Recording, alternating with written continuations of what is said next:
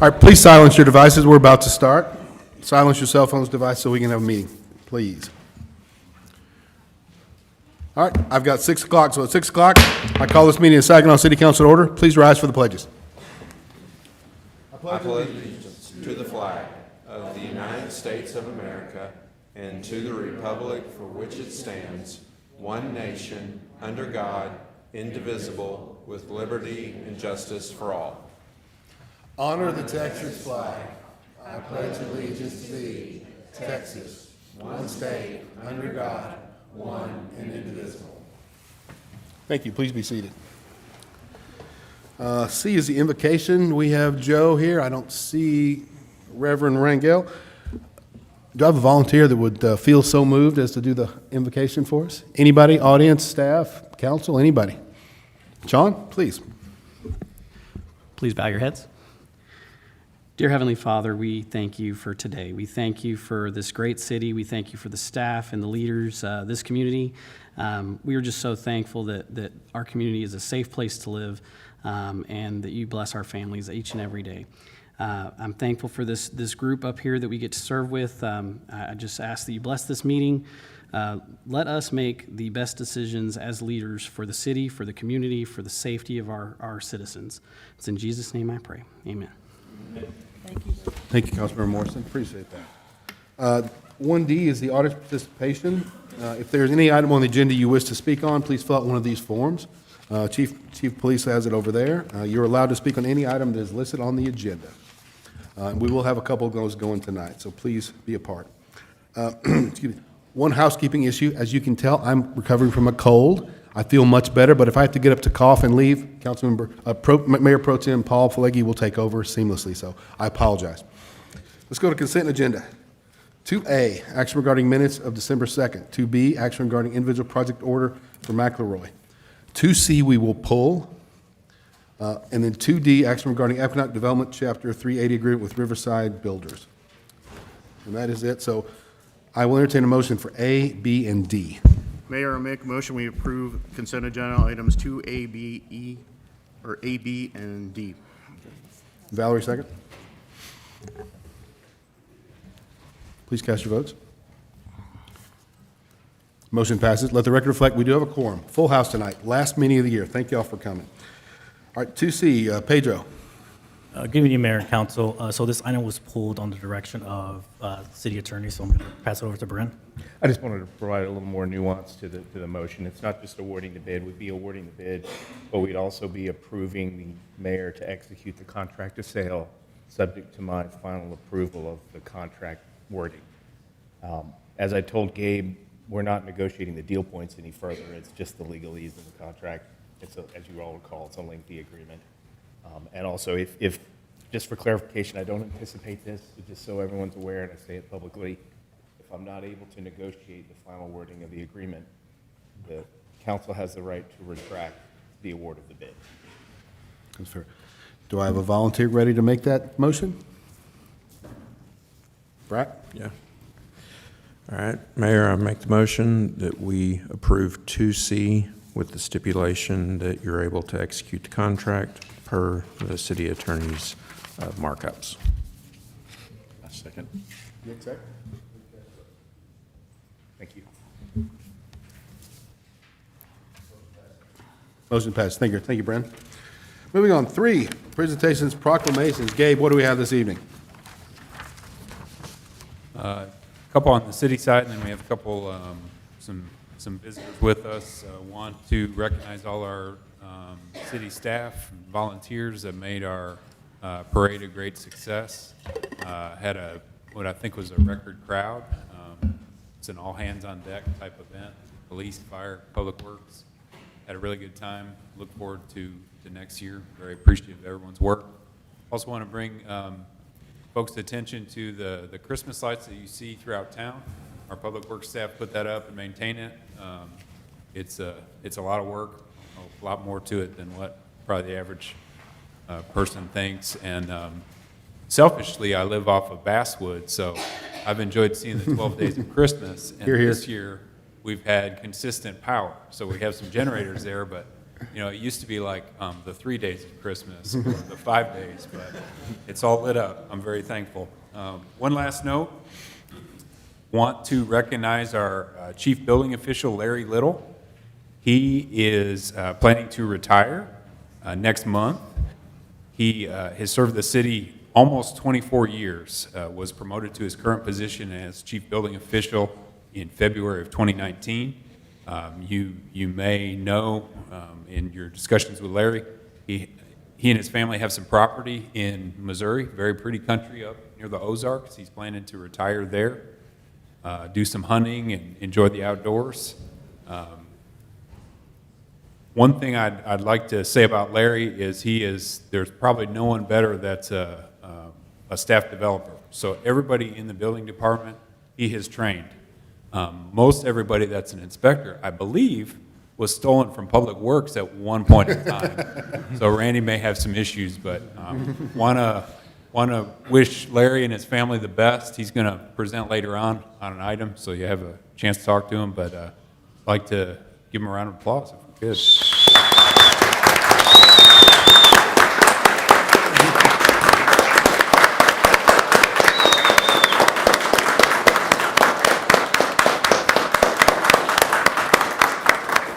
Mayor, I'd like to say something if I could. Absolutely. Go ahead. Well, I've known Larry Little for a long time, and he is definitely going to be missed. He's been a true asset to our city and always been respectful and helpful to so many of our residents. You may not always agree with Larry, but he will always try to help find a solution to the needs that are brought to him. Sometimes things work out and other times they don't, but he has always been someone our city can be proud of. Larry will be hard to replace, but I'm confident he has helped his fellow employees prepare to carry on, and hopefully one of them can step into his role. Thank you, Larry, for everything you've done for our city and our citizens, and I hope you and Rhonda truly enjoy your well-earned retirement. Hear, hear.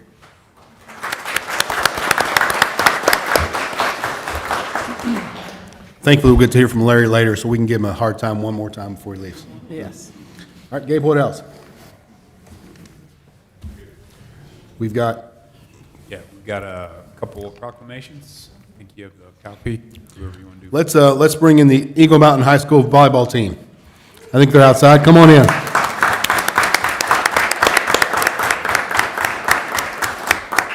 Actually, I should say the state champion volleyball team.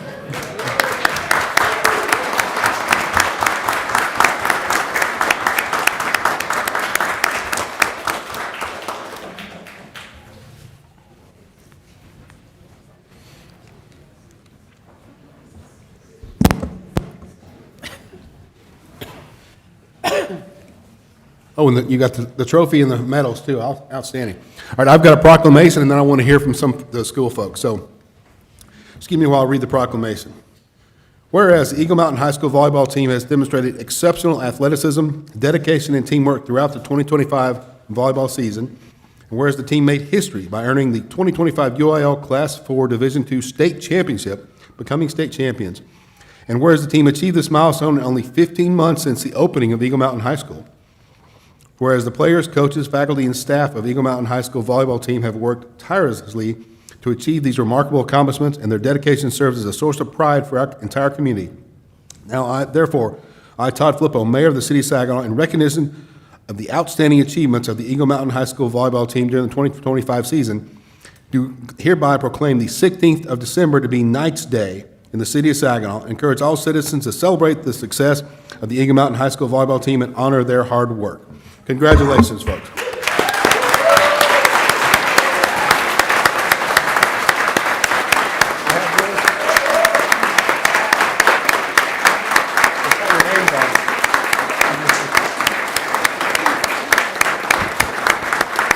It does have all the team's names on it as well, so, you want to get pictures? You want me to come down there for a pic? We can just sit down, but can't see us. Duck. Just duck. They can't see us. Huh? Oh, now they're moving?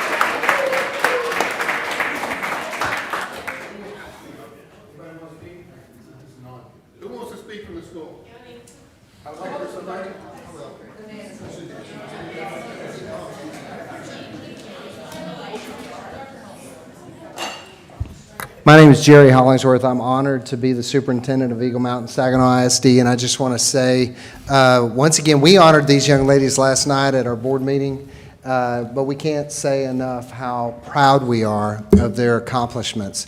It doesn't take too many searches online to get really negative about schools in 2025.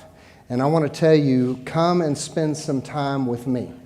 And I'll take you around our schools, and you will find that they are filled with incredible young people who are accomplishing great things because of great teachers and great coaches putting them in a position for success. We are so proud of these state champions. They are not only outstanding students and outstanding student athletes, they're outstanding human beings, and they represent the very best of this community, and you should be oh so proud. So thank you so much, and thank you to the city, thank you, Mayor, thank you, Council, for supporting these young people the way you do. We're so grateful and blessed.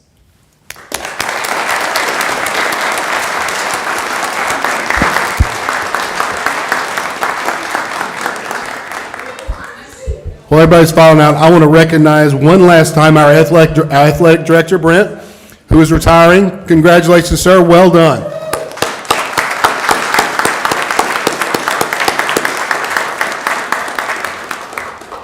And I want to thank all the school board and all the school folks for coming. Y'all appreciate y'all coming out.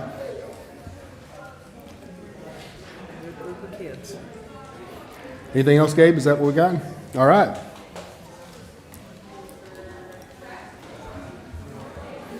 Let them clear out real quick.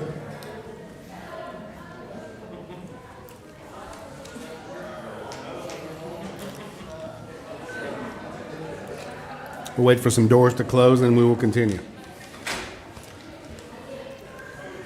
We're going to go to 3B, presentation of updated design options for a new animal shelter. Kim Dowdy Hickman of Quorum Architects. Kim, come on up. Yeah, I'll go ahead and start. Go ahead. Yeah. Mayor, while Kim's getting ready to give her presentation, just want to start first to say Joe Stout, the chairman of the advisory board, is supposed to be helping her with this presentation, then has an item right after this. Joe texted me a while ago, so he's caught in traffic, but he is on the way. So he should be here shortly. Then, since this item has been around for quite some time, the discussion's been going on for nearly 2 years. I thought I would, or actually it has been 2 years, a little over 2 years now, and I thought I would give a little background to bring everybody up to speed on why we're here tonight still discussing this and where it's come and where it could go. But first off, the current facility in the animal shelter sits on 0.68 acres over off of Brenda Lane in the industrial area. The main building that operates the animal shelter is operated out of for the kennels and office space was built in 2006. It was intended to be a temporary building by construction, and it is a total of 3,150 square feet. There are multiple other buildings on that site that are used. Now, what we'll call building number 2 is used for quarantines. It's about 700 square feet. Building number 3 houses feral cats and is used as a EU facility. It's about 360 square feet. And there's 2 storage buildings that are store-bought, 10 by 10 pre-constructed buildings, and a metal Connex box that's about 150 feet of storage. If you add all that together, they have access to 4,560 square feet of usable space under some type of roof. Won't go into all the issues with that building, with that site, except to say that there's a number of things that are not economical to repair. The building is in bad shape.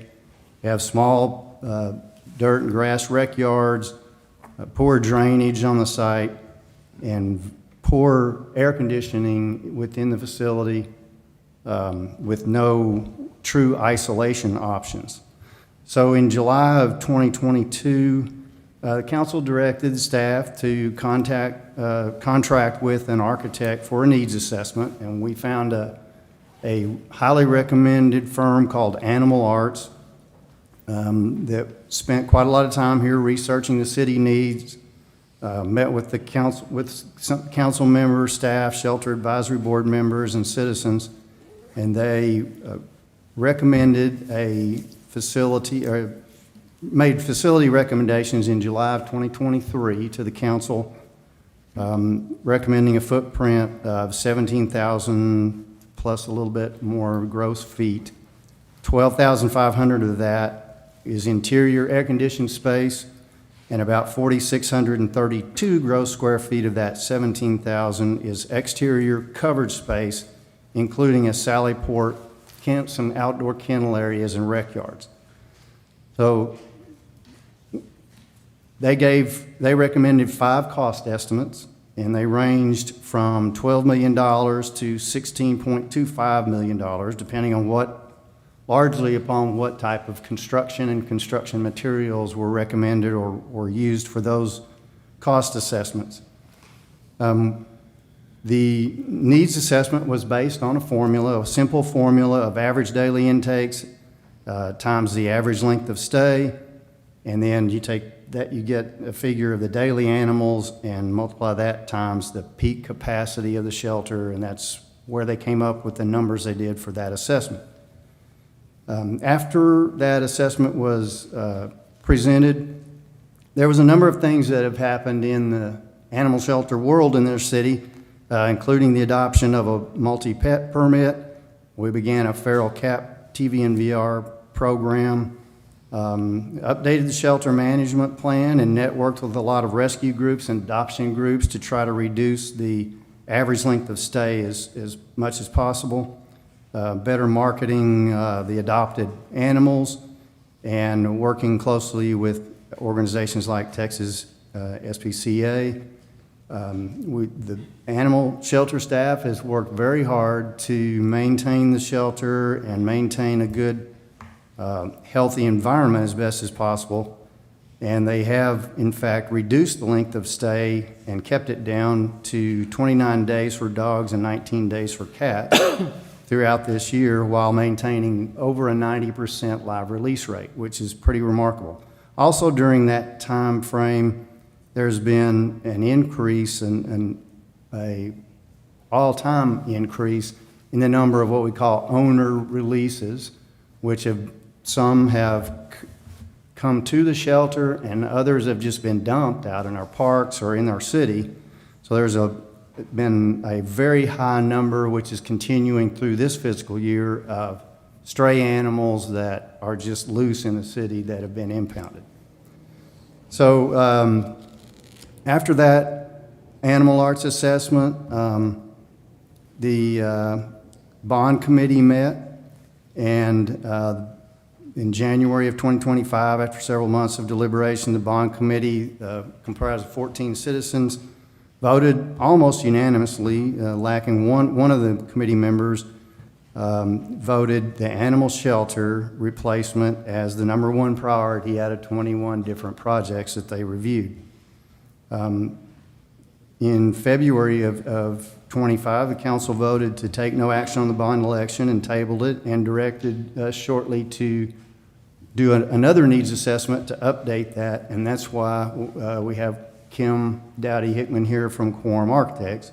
So she started in March of 25, working with staff, met with council members, met with citizens, and came up with some additional updated needs assessments and cost estimates, and actually went a little farther than the original animal shelter, animal arts shelter needs assessment, and did produce some floor plans that outline some of the options that she's going to discuss tonight.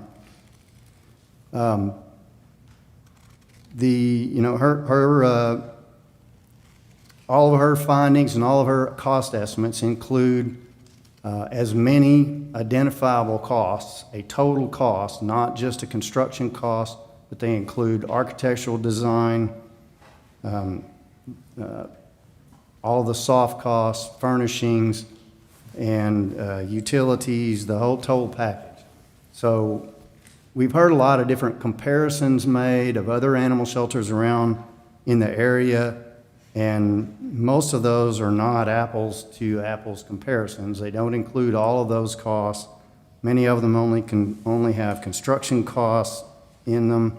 So that's one of the things that maybe she can help clear up if there's any questions about any more of those.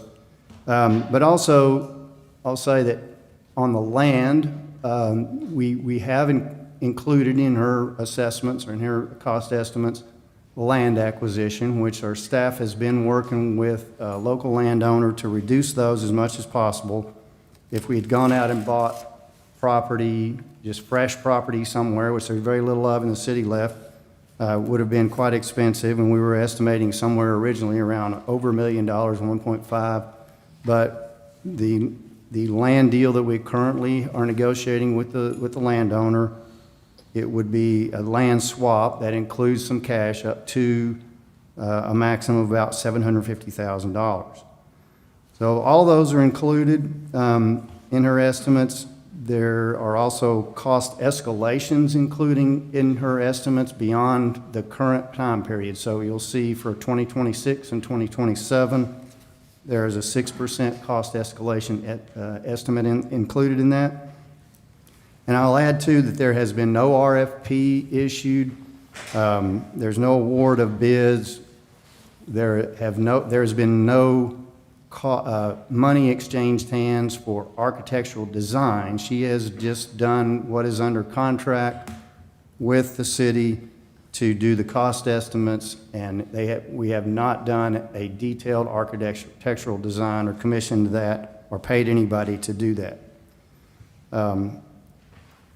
So the final key, again, to this was in October of this year, the Shelter Advisory Board met with Kim. She presented plans to them, and they voted to make a recommendation to the council, which is, you'll get here in just a moment in item number 3C. And has Joe made it in while I was talking? Hopefully, okay, I don't see him yet. Hopefully he'll show up here shortly and continue on that. So, barring any questions, I'll be glad to turn it over to Kim and let her take it. Kim, please, take it. Thank you, Lee. Mayor, council, good evening. We're excited to be back tonight to talk a little bit more about some of the previous conversations that we had. One of the early ones that we were asked for was the Moscow method. We have taken that back. We met with the advisory committee on that, and we did that back in October. So what we did there is we sat with everybody on the board, advisory board, and went through every space within the space. So we went through all of the Moscow method on here.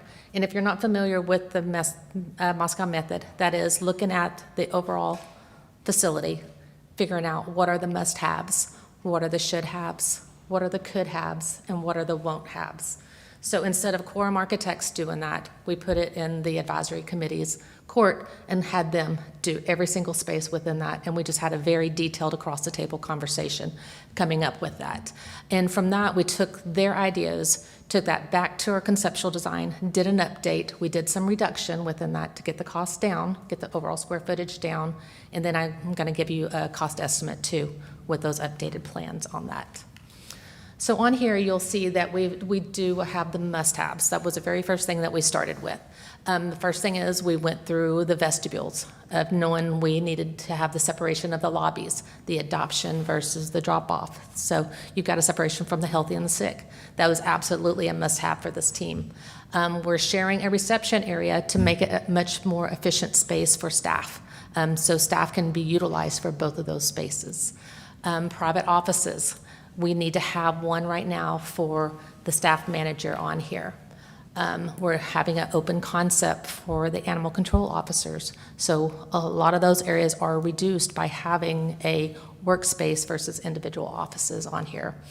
The break room, absolutely a must on here. Indoor, outdoor space for staff, because we know this is all a very, very stressful job on these animal control officers as well as the whole team that they have there. The quiet room, private room, that is a federally mandated space that we have to have, so that stays in the scope.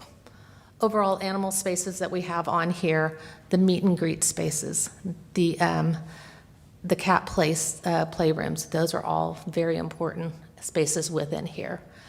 Exotic room, to have those separate from all the cat spaces and the dog spaces. Your cat rooms, your adoptable. So some of the spaces that we're looking at within the cat rooms are your adoptable, your stray hold, your feral that Lee spoke of just a little bit ago with the TNR program. Isolation and quarantine. We have to be able to keep all of those spaces separate, but we're designing them to be flex spaces within. So they can be rotated to other spaces if their need were to come to have more adoptable, or if you were to have a hoarding case or something, you could be able to switch those rooms out. Same thing for the dogs, all the exact same spaces. Adoption, stray hold, quarantine, ISO are must-haves. And then the overall kennels, the quality of the kennels, the finishes, the durability, knowing that they need to have that facility that takes them down 30 to 40 years down the road with just minor overall maintenance of that facility. It's going to be easy for the staff to clean, to be more efficient, and be more durable over time to hold up instead of the areas of the buildings deteriorating in front of them right now. The overall exercise play yards are very important, meet and greet play yards, just to be able to get the dogs there as well as public to be able to come in and interact with those spaces. And on some of those spaces too, that is what you're going to see also some of the reduction that we did within those. The enclosed sally port is very important because right now they have more of a fence enclosed sally port and they have their struggles with that type of space. Medical room, your walk-in freezer. Right now they have the outdoor freezer area, and this puts everything up underneath one roof, again, for the efficiency of staff, as well as the overall maintenance of the facility is going to be much easier with this type of space. The intake room, so when they come into the sally port, that was very important to this advisory board. And the workroom, the food prep areas, the grooming areas, the laundry rooms are all very important within these. Storage areas, we talked about, it's always a shortage, so those are very important to be able to get it underneath one roof instead of having it in the Connex type spaces. And then the overall separation of parking, the public separate from staff parking and volunteers as well, just for the safety of staff, the vehicles for protection of those. So some of the should-haves. The training room. I know we talked extensively on our last presentation. They pulled that from the must and said that one is one that could go into the shoulds. Volunteers office. It's always good to have a space for the volunteers because that program is going to continue to grow over time. Cat playroom, that was one that could go from the must to the shoulds. And then the could haves would be the to have future office areas for staff to grow into. Would be recommended to have, but they don't have to. And then the site, the city is looking at purchasing. There's plenty of room for a future dog park, a space for additional play yards. That was on a could have, something that could happen in the future. Won't haves because the original floor plan, site plan, was already designed very efficiently. We did not add any fluff to that on a modern day facility, not the Taj Mahal of the facilities, but this is just a straight up modern day facility on here. So there are no won't haves from this advisory committees. Is there any questions on the Moscow? I got one. You have offices in here. I know a lot of big companies are going to open concept where nobody gets an office, not even the CEO of the company. Nikki, is your microphone on? Are you? It was, and I was told to turn it up. So I know a lot of big companies are going to open concept, supposed to more collaboration, things like that, so I'll just ask it. Where there is no private offices. Everybody's in an open space and everybody works there. Did you all look at that? We always look at that, but with this type of facility, you always have to have or need to have a space so you can have those private conversations. You can have those one-on-ones with staff. If it's for a disciplinary matter or something else, you don't want to do that in an open concept. So for the supervisor, it's always advised to have something like that for them.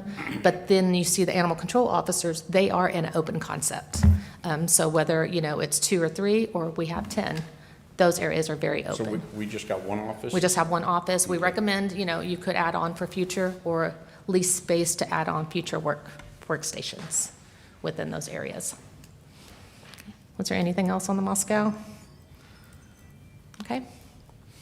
So looking at the overall floor plans, that's where we took everything back to look at this a little bit more. The one on the left that you see is the original one that we presented back in August and September. That's going from about a 15,000 square foot building to the one on the right. We're taking that down to, we've only lost about 1,000 square feet from the building. What we're losing from the actual floor plan, you'll see in a few minutes in large floor plan, is capacity. So we've lost 10 dogs within this capacity, and in doing that, we're able to do a reduction of your play yards. So you'll see where the play yards are tighter to the building, and we also lost the livestock enclosures for now. That could be something that could be added on future. So technically in the Moscow, that could have moved from the must-haves to more of the should-haves. So it could be done in a future time, just with a different, basically a lean-to type structure on that. Any questions on the site plan yet? And reducing this, you'll see to a reduction in overall paving,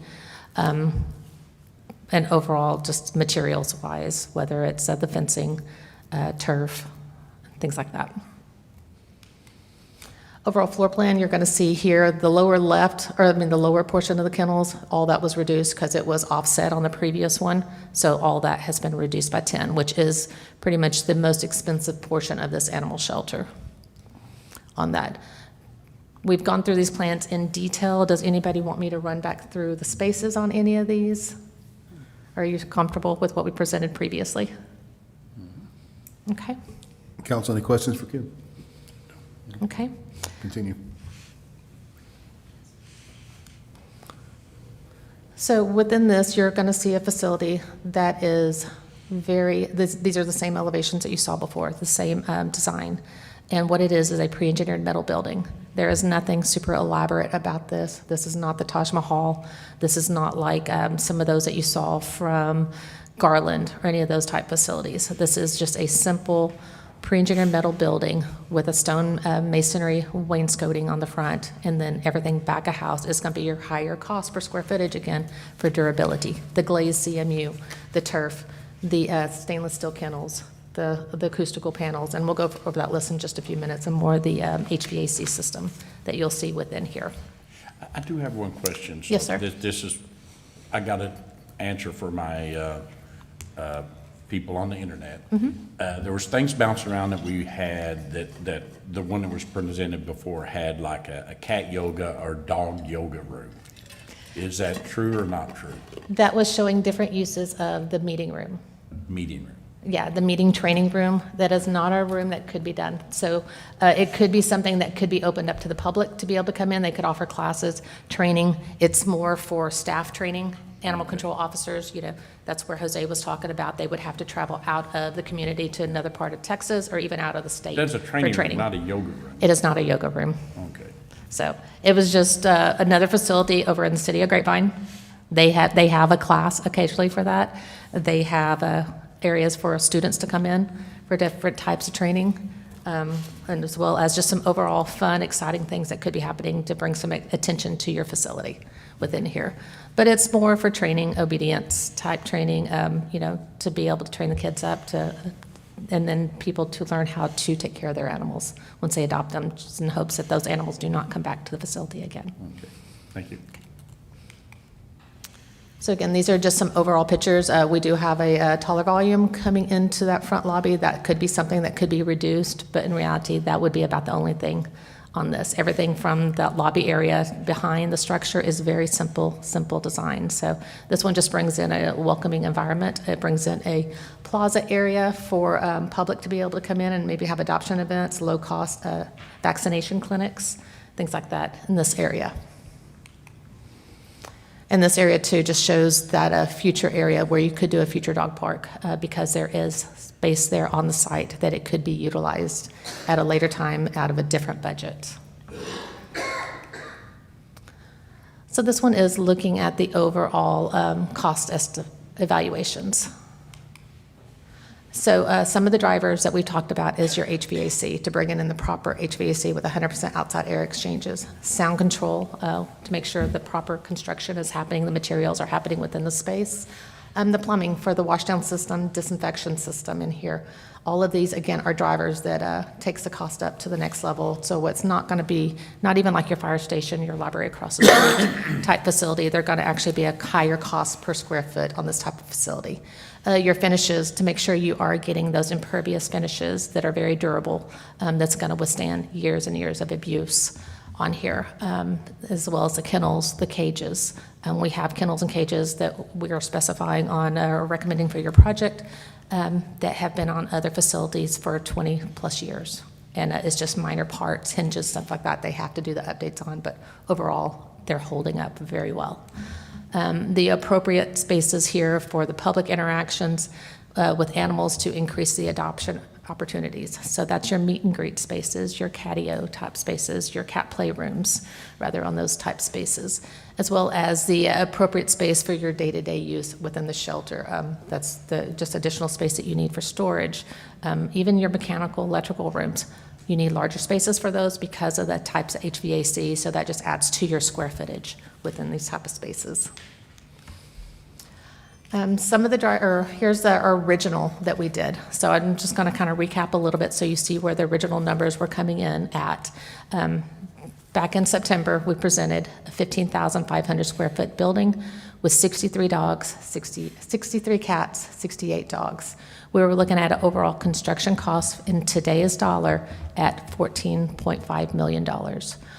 If we look at a 6% escalation cost, if we're looking at construction only, we're showing these costs because we do see other facilities just publishing construction costs only. So we want you to see the difference between overall construction costs versus overall project costs that Lee had spoke about.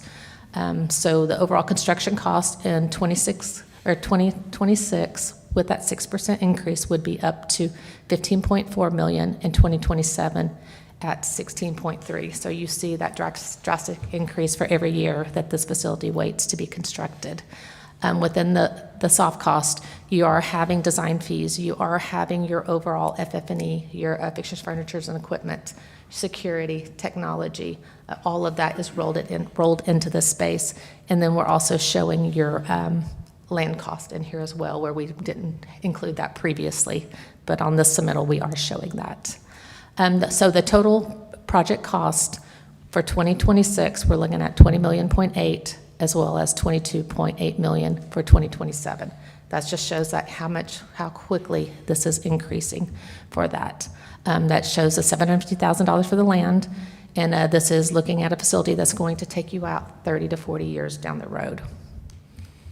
If we reduce the overall square footage, like what we showed in your floor plan and as discussed with the Animal Advisory Committee, taking it down to just a little over 14,600, we're taking it to same cats at 63 cats, 56 dogs, and we're looking at a total project or total construction budget at 13.7 right now, 15 million for construction costs in 2026 and 16.6 in 2027. If you roll that into your total project cost, it's back up to 19.7 million and then 21 million in 2027. So I know that's eye-opening numbers. Can you go back a page real quick? Okay, 50. So you're going up 0.4 million and reducing space. Yeah. If you're looking at. If you're looking at the two. Right? Say it again. You're going up 0.4 million, or going down 0.4 million. Correct. So this one is 15.4, and you go forward one now, it's 15. So you're cutting 0.4 million out, and you're dropping how many square feet? We're taking about 1,000 square feet out. About 1,000. Mm-hmm. So it would, to be able to get the budget down more, it is going to have to be a drastic change within this. And that's really going to affect your overall capacity. It's like, is it cutting it at least 30 to 40%? And they need every bit of those kennels right now. So what else would it be that they would cut? They would lose the generator. You'd probably lose your Sally Port areas. You'd lose more of your play yards, areas that are very critical to a modern day facility to keep it functional to where they need to be. So we've got those broken down if staff needs to see those later on, but we just wanted to bring these to you at this time. So you got soft costs plus owner contingency of approximately 2.3 million.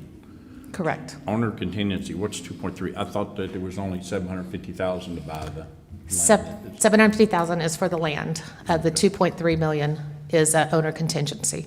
So that's your design fees, that is your geotech, your construction material testing, all your FF&E, your soft cost. With this being a brand-new facility, much larger spaces, there is going to be probably about $250,000 to $300,000 in soft costs for FF&E within the facility of the So sites. what's not included in here? Right there, that should be pretty much everything. And this also includes your contingencies within this. So we do have a 5 and a 10% contingency built in to this as well. Everything, land, everything. That's land and everything within here. And as long as, Internet, all that's included within your soft cost. So within here, as long as you do have your utilities within a reasonable range of the site, then those are included. If you've got to go, let's just say, half mile to a mile to get gas service, then that would increase its cost, or we would go all electric. we should already know that. We know the land we're looking. We should already So- know if we're going to have to pay extra, right? So within this, though, we were saying it would be either or it'd be all electric. So it'd be about the same price right here for what you're seeing within this cost, based off of other facilities that we have done. I just don't want to come back and say, oh, we got to run, Yeah. 10,000 feet or something, and we didn't know that. There's Yeah. no reason why we should know it now. Yeah, we don't anticipate that. Brack? I have a quick question. Yes, sir. So maybe I'm looking at this wrong, but the total project cost, the contingency and soft cost is 2.3 million in 2025. But if you take the 19.78 minus the 2.3 minus the 15 million, you're left with almost 2.5 million. So are our soft costs doubling in 2026, or? There is going to be a consistent, basically 6% is what we're looking at, because when you're looking at services coming into the building, you have fees that continue to go up from consultants within this. Your geotechs, pretty much everything is going to be going up across the board. We don't see anything just being held just as a flat number, because there is inflation across the board. No, I understand that, but if you take the 15 million plus 2.3 million, now you're at 17.3 minus the 19.78, you're at 2.48 million. That's the increase in soft cost and owner's contingency, which was only 2.3 in 25. Or am I looking at that wrong? But from what I'm seeing, we've got an increase in 2026 of 2.48 million for soft cost and owner's contingency. I'll have to take a step back and look at that just to make sure. But, Okay. Yeah. Yeah, I don't have my chart just directly in front of me where we had those broken out, but yeah. So, but we do have those as broken out for each construction as well as a total project. So that's what the formula was giving me, but I'll just have to run my math again just to make sure. Okay. But that's what we were seeing at that time. Other questions for Kim? Mary, go ahead, please. First, I really appreciate your breaking it down into must-haves, should have, could have, won't have. I like that. Okay, good. And my question, the reduction of the kennels, I believe 10 kennels, and that would then also reduce the play area. That is correct. The way the building is laid out, if in the future we wanted to add those back, would that be easy to do with the way the building is built? Would it be easy to add those 10 back at some time in the future if we decided we wanted to do that? That is correct. All of our buildings are designed to expand upon. We would have to push the driveway down further, just so you would not have to tear up that much concrete, that much pavement at that time, but you would have to rework your play yards Okay. at that time. So it would be minimal cost in comparison to the building cost. But every facility is designed to be expanded upon as long as the site allows for it. And here there is room to expand on the site. Okay. And I do appreciate, you breaking all this down and making us understand, the costs for the various items.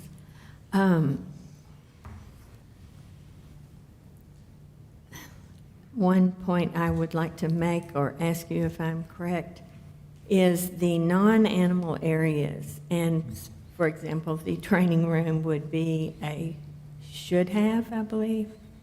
Was that a should-have? Working with the advisory committee. Yes. They came back that it was a should-have. We have Jose here too, back here too, that he was on the board, that he would agree with that. And so I would like to point out, if people don't understand, and you correct me if I'm wrong, that these areas that are not connected with animals are much less expensive than the animal areas.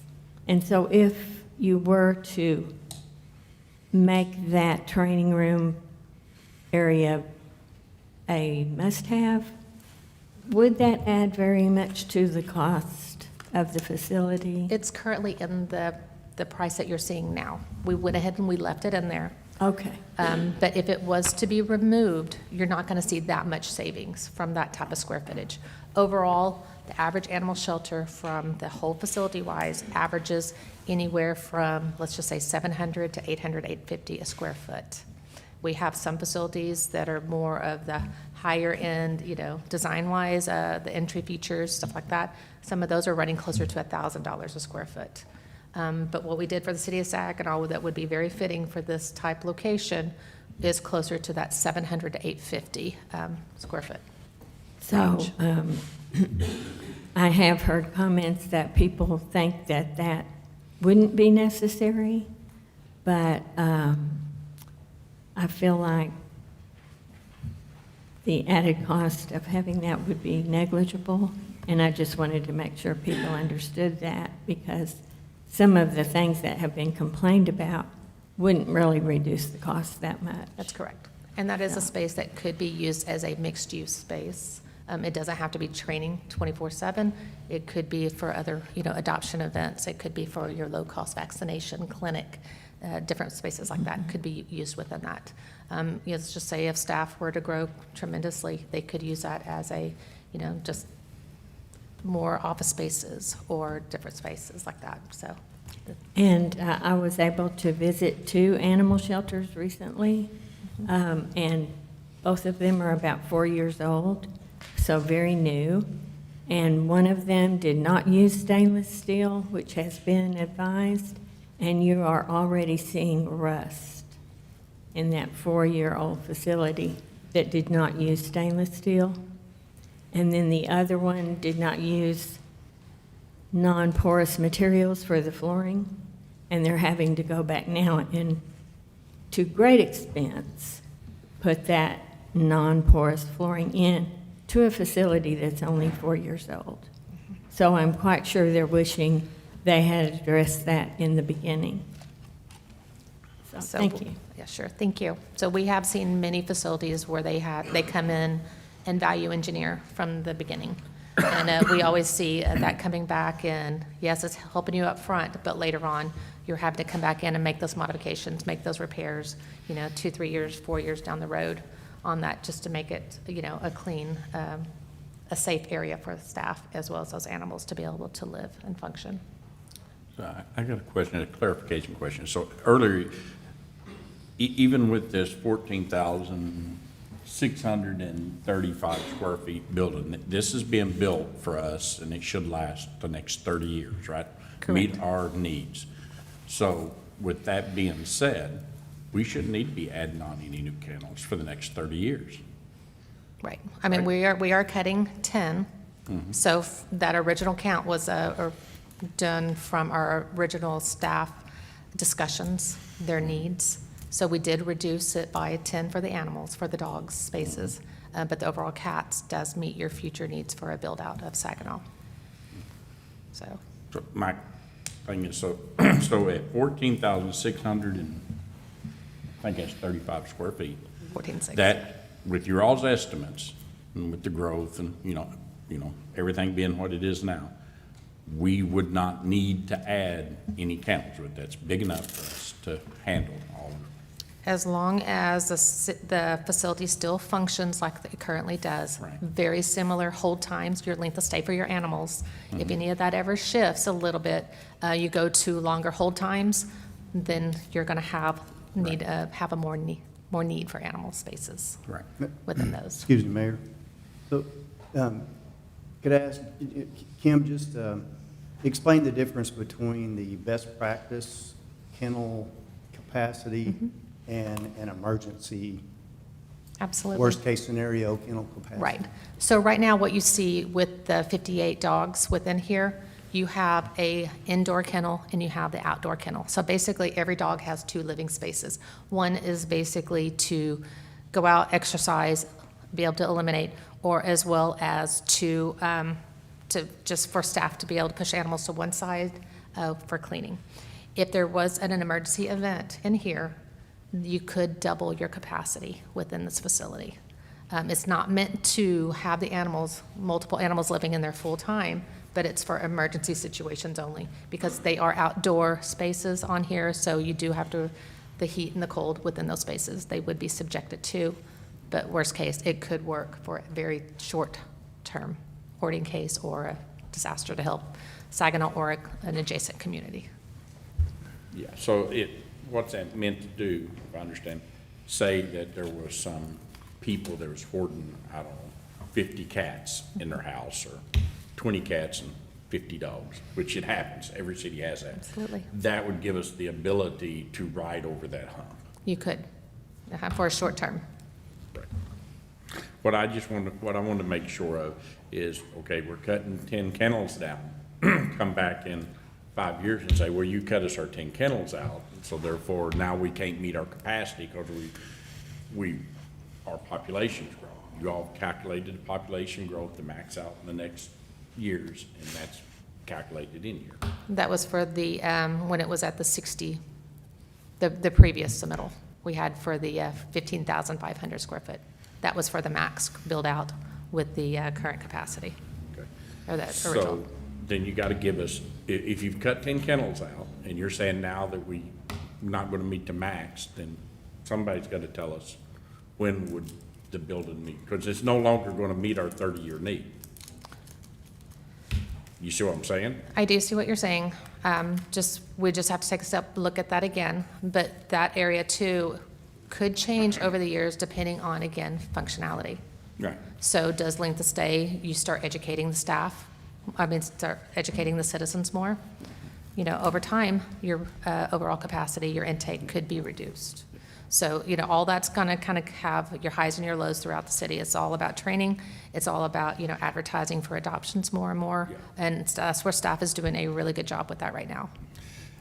Yeah, they've done, I know the animal show's done an amazing job getting our throughput down. And I know that the magical number is 30 days. You do not want to hold an animal unless absolutely necessary for over 30 days. They taught me that. So, again, I have to know all the stuff. So if you have to tell me, okay, we've cut 10 kennels out of this. Here's what it's going to cost, you know, short day. So somehow then, if you're telling me that the original add to 10 kennels was for us total maxed out, when you take 10 kennels away, now I'm going to have to come back sometime between now and 30 years and add another 10 kennels in order to get that. And I need to know that in order to make a good decision for my citizens. And whether you add it now, you know, you're only saving basically, was that about $500,000 to $1 million? You add that back in 10 years from now, and you look at the overall construction cost then. It ain't going to be $500,000 10 years. No, it's not. If you look at the city of Carrollton, we designed that one at basically less than $3 million for just 9,000 square feet. We're adding on basically now for a vet clinic and a few modifications to that at $5 million. And look how little they're getting, how little you get for your buck in Mary today's pointed out, dollars. you know, not only is an add-on just more expensive than new build-out, is I'm gonna have to tear up the outside playground, or not the playground, the outside area, and then rebuild that That's correct. In the drive. Right. and driveway. So in order for me to make it, I have to understand it. You have to Right. tell me these things. You know what I'm saying? Right. And it's all going to depend on, you know, when we hit that population, when you want to, Jose, if you want to kind of speak on any of that at all about when you would think those would happen, or Lee on that. But it's just going to be depending on the time, Yeah, I mean, on the animals, Yeah. capacities. It's going to depend on, you know, the city, on the citizens, on how often they're dropping off animals. If they're not dropping them off as often, you know, it could be pushed out longer, and it may never have to happen. well, unfortunately, I don't see a big difference in humanity's treatment towards animals happening. So I expect them to continue to have stray animals about the same level we are now, forever and ever. It's unfortunate, but it's a problem that humans create. Right. Well said, yeah. And- I and- just, my thing is, I don't want to cut something out and then in 5 years have to pay twice the amount to put it back. That's correct. And Nick, I think part of what you're asking, that cut was not made for logistical reason, it was made for finance. Yeah. It was made to save dollars, not necessarily because, looking for the future. So I think that's sort of what your point is, and I want people just to realize that we're trying to cut it down because it's a big number. It's an expensive number, it's an expensive sticker shock kind of thing, and it's a lot of money, so we're trying to be as frugal as we can. Yeah. And- I also don't want to, in 5, 6 years, come back and have to ask the citizens for another $5 million when I could have had it for $500,000. Very true. Yeah, very- Hey, Kim, one piece of housekeeping. Since you've been talking, Joe Stout has shown up. I don't know if you need him for this presentation or if we wait for his item next. I think his was for the next item. Okay, so we don't need Joe, but thanks for coming, Joe. Any more questions for Kim? Excuse me. Yeah, Mayor Pro Tem? Have we explored any grant or other funding for this? I mean, we need an animal shelter. At $20 million, it's not gonna pass. The voters are not gonna accept it. And now we're down 2 more years down the road before we can do this again. So we gotta think smart about how we're doing this, and if there's money out there, we need to go after it. If we gotta pay a grant writer, and, you know, 10, 15, whatever $1,000, and we can get a couple $1 million, then we need to explore that. Right. There are some grants out there, but most of those are tied into a nonprofit. If some cities are tied in with those. Parker County had one with the Reese Jones Foundation. It was about $1 million, but that was for their medical clinic. They were doing work, you know, with nonprofits as well as with the junior college for their vet department. So they were doing a lot of training within that. So most of them are nonprofits that we are seeing. There are others out there, but we don't see that many for municipal type projects. So it would take a lot of digging and just a lot of search for those, but there are a few out there. Yes, Mary, go ahead. I have heard that theory that Paul just came up with. I've heard that stated by many people that unless the cost is quite a bit lower, it won't pass. I disagree with that concept very much. I've spoken to probably 20 or 25 people who all say, first of all, this is a very expensive building. They are, you know, the second or third most expensive city facilities that can be built. First is jails, second is hospitals, maybe animal shelters are second. But the point is, it's going to be very expensive. That's why we haven't done it all these years. We need to do it. And if we're going to do it, we need to do it correctly. And a few $1 million difference will make very little difference in your property tax being raised.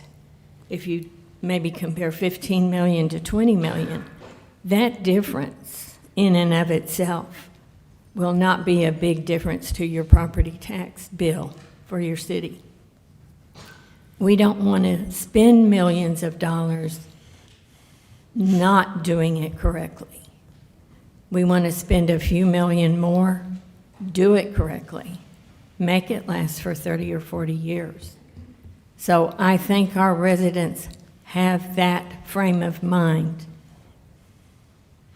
Very few people would go to a bond election and look at the items on the bond election and say to themselves, yes, we need an animal shelter very badly. I don't like the price point on this. If it were $1 or $2 or $3 million less, I would vote for it, but I'm not going to vote for it now. That is not the way people come to an agreement about how they're going to vote for something. If people want that animal shelter, they're going to vote for it at the price that would meet the requirements. So I disagree that it would not pass at a lower price. I'm sorry, I disagree that it would not pass at the higher price. Thank you, Larry. Other questions for Kim? I'd just like to say, Kim, really appreciate you putting it together. Absolutely, you're Thank you. welcome. I did not have a question for Kim, maybe a question for the other Kim.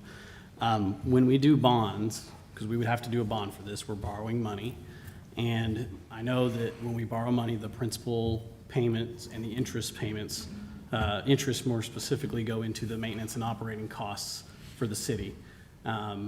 Average bond interest rates right now, I don't know what those are, but I think they're somewhere between 5% and 6% the last time that we were talking about it.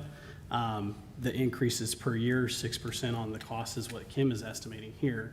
So regardless if we wait or if we start now, we're still going to be paying 6% per year, whether it's later or now. Am I understanding that correctly or interpreting that correctly?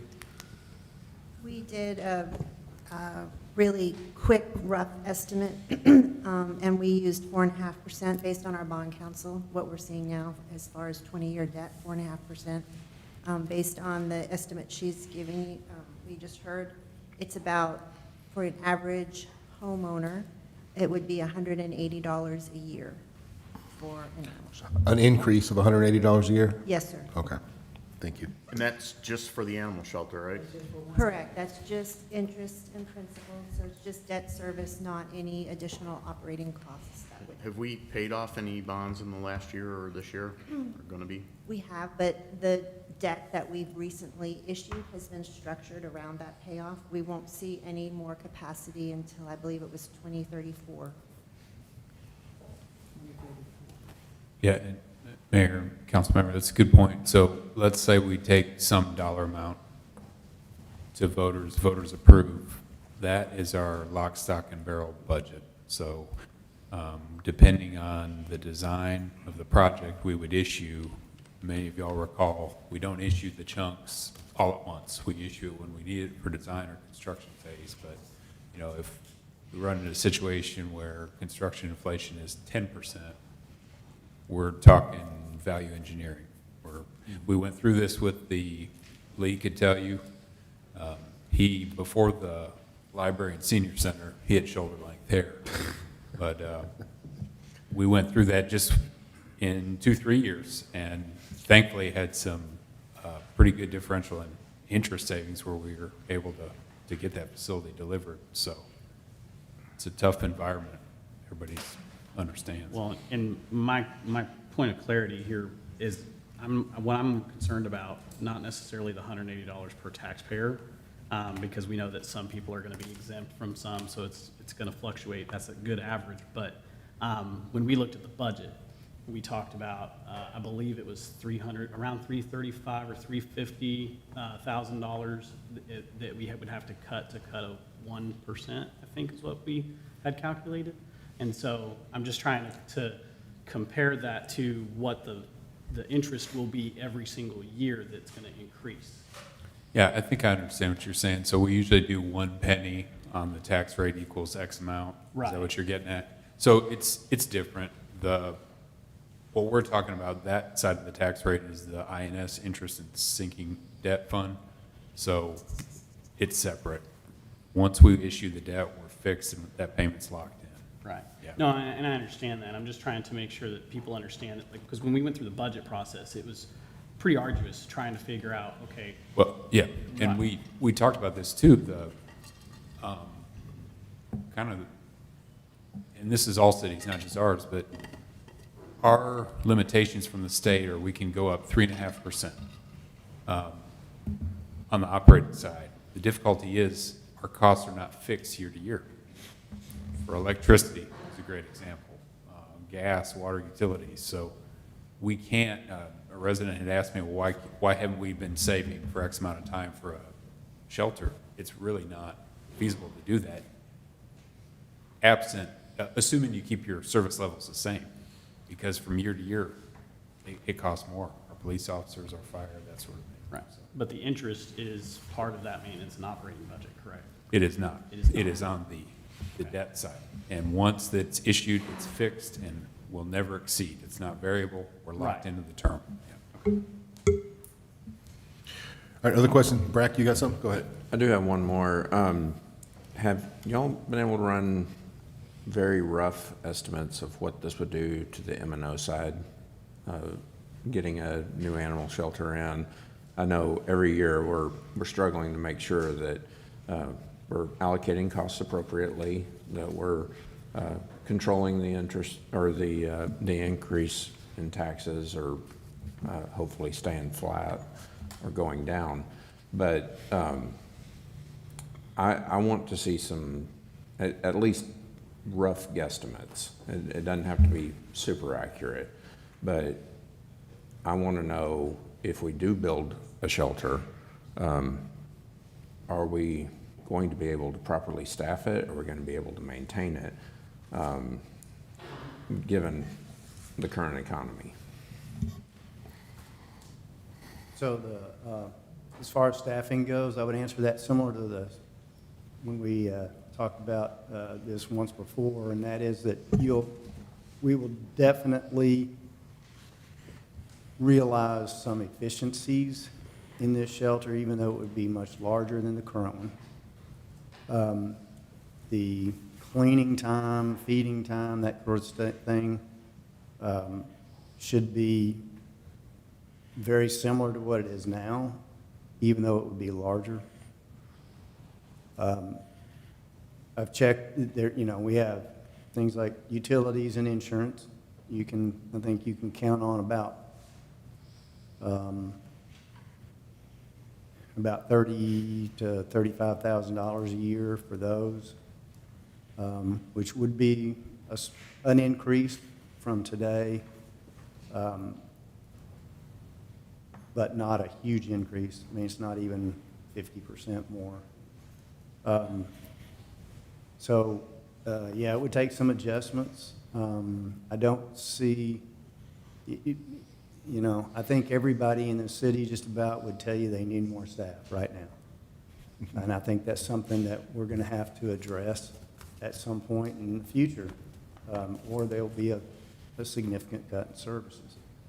However, I think we'd be willing to go into this with the same sort of eye-opening test run that we're doing with the library and the senior center, and stick with the same staff that we have until we see how it operates, and then come back to you with a need on that. But I can't say that we would guarantee that we wouldn't need more staff, and I can't say that we would.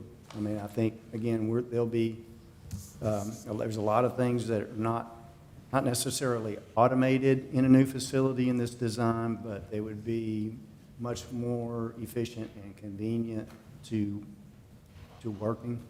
I think you could certainly count on a volunteer force increasing with a new shelter. I've seen that happen firsthand, and that could go a long way to help maintain it. Well, and again, I'm not asking for, let's dial it in, let's look at it and make sure, but I do need a general sense of what we're looking at. because when budget season comes around, it's an arduous process. It takes some time. There's things that we all want to be able to pay for, but reality is that we're not able to do that in every case. And I want to make sure that we don't move forward with something and then go, well, we've bitten off a little bit more than we can chew, and so we're going to have to make some serious cuts in other areas to be able to afford this. And I just want to make sure that the M&O impact, that's as important to me as the bond impact. And what we talked before, I think absolutely we would keep staffing flat where it is today. In the future, look at, but as this building design, it should be able to run with current staffing levels. And Lee makes a good point about volunteers. I 100% guarantee we'll get more volunteers. We have a fantastic volunteer group now. We really do. A lot of folks. I've been up there a few times, but I think we'll get more with a beautiful new facility and easier for our staff. And while I'm on my soapbox, if anybody has not been to our current shelter, I urge you to go take a tour out there. If you have a question about whether we need a new shelter, please go look at our current one. Just have a look, see how our folks work, not just for the animals, but our employees are under duress, and it's not a healthy work environment. So just please, I encourage you, I'd love to have you go through and take a tour. Anybody who can hear my voice, either here or online. So that's my soapbox, but thank you. I did want to say. Yes, Sean, go ahead. I used to question whether there would be an increase in volunteers, but I know, Mr. Mayor, you and I have been over at the senior center quite a bit, and the volunteers at the senior center have increased since we've got the new facility. I don't know how many volunteers were at the old facility, to be honest with you, but I know there's a ton over there now. So, my viewpoint's changed on that, I'm happy to say. We're gonna sit and think about this. Sure. It's a lot of information, so Sure. Yeah. it's definitely. Yeah, and we don't have to make a decision tonight. This is more information. Any other questions for Kim? I want to let Kim sit down because I have people that want to talk. I got a general question. Well, it ain't a question. We've made this request a couple of, we need to have a working session, because here's the problem I've got, is we got a lot of stuff coming at us, and that's going to cost our citizens potentially a lot of money. And it ain't just bonds, okay? So to me, a bond is just one way. Debt of obligation, which don't go to the citizens, which we're going to have to do. And I can read some things off. We're fixing to remodel the old library. We've got a $2 million ladder truck that we've got to buy. If we don't buy that, what does that do? It's going to then, through insurance, everybody's home insurance across all Saginaw is going to go up, from my understanding, because if we don't have that truck, it's going to drop us in a level. So we got to get a fire truck. Okay, that's a debt of obligation. It's still going to hit the citizens' taxes. Your taxes, my tax, everybody's taxes go up. We need to have a working session, and we need to sit here and we need to lay out all of these big ticket items and say, okay, here's what we got to have, the roads that's in critical shape that we got to fix, things like that, the ladder trucks, the remodel of Fire Station 2. Fire Station 2 is how old? 20-some years old? 25. Yeah, 25. Yeah, All of this, even though some of it may not go to a bond, it's going to increase the tax debt. And in order for me sitting here and representing our citizens, I have to have all that figured out. Just like when I do my budget at home, I gotta know every single bit of money I need to spend over the next few years. And sometimes, I know people says they won't, but I'll be honest with you. Just here a while back, my truck caught on fire. I went to look at a new one, and I looked at it. Boy, I like that new Ford F-250. Go out there and see what I'm driving. I'm driving a truck that caught on fire, and I had to rebuild it because I could not afford it.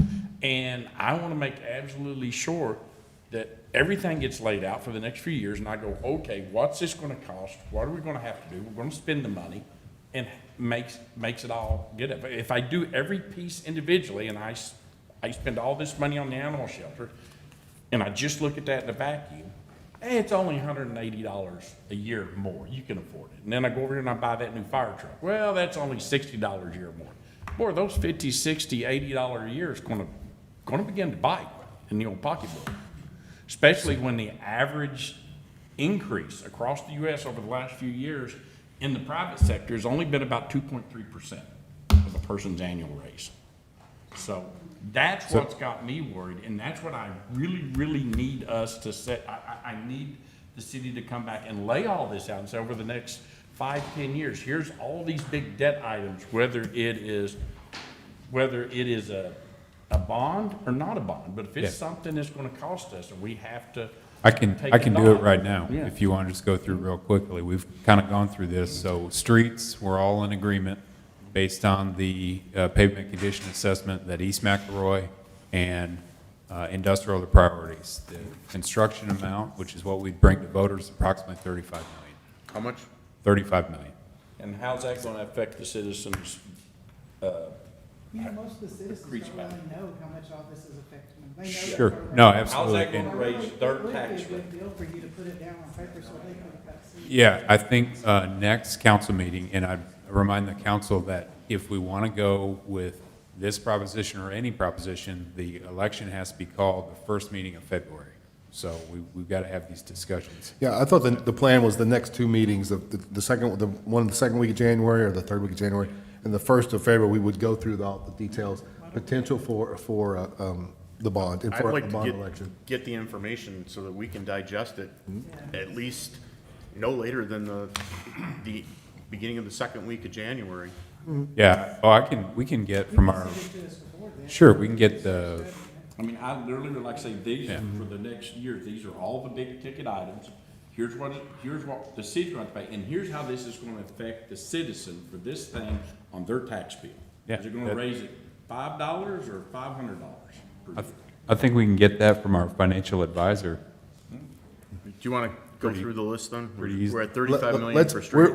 Let's stick back to animal shelter. This is supposed to be an animal shelter discussion. I don't want to get too far afield. So the only other two items we've talked broadly, street some amount, animal shelter some amount, park improvement some amount. That could include the rec center roof replacement, that could be part of I think that issuing certificates of obligation for fire station renovation apparatus makes sense, and I'm seeing more cities do that, because that's a core service we've just got to do. And a ladder truck in a city with a big industrial core, you can't be without, so. Okay. Let's bring this back to animals before we get too crazy. We've got other stuff. Yes. All right, please, animal shelter. I just have to respond to Nick's statement, which of course I agree, we have these expenses. I just want to point out that we do have many things going on in the city that will raise our sales tax considerably. So, we have to understand that our revenue will probably increase also. I don't know that it will increase enough, but I'm just saying, let's not forget about that. All right, any more questions for Kim while we have you? Well, we have her here. Animal shelter questions for Kim. Anything else? I've got several people who want to talk. Yes, Brad. One last thing. So running over the numbers, I'm a numbers guy, so when they don't match up, I don't understand.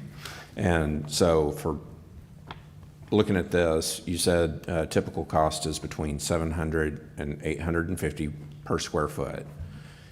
This is a 14,000 plus, so let's just call it 15 for easier math. The cost in 2026 was 15 million. So that's already at 1,000 per square foot. So Yeah, the 700 to 850, that's in the $2025, so we'll do the 6% up. Okay. So, yeah, so I will go through and I'll break this down, cost per square foot, and do that, just verification between the construction versus the project, and I'll get that back to Lee, and that way he can share it with the team. Well, and so I'm going to push back just a little bit. At 850, and you go to 1,000, that's approximately a 12.5% increase. That's not a 6% increase. We'll go back and verify all the numbers. So, Yeah, I'll do a checks and balance for you. Okay. Just, I'll give you the breakout of our form, the Okay. spreadsheet, just so you can see it all. Thank Yeah. you. Yeah, I'll be very transparent with it all, where it comes from. Okay, Last call for Kim. Anything else? Any other questions for Kim? Thank you very much, ma'am. Okay, thank you. Appreciate your answer.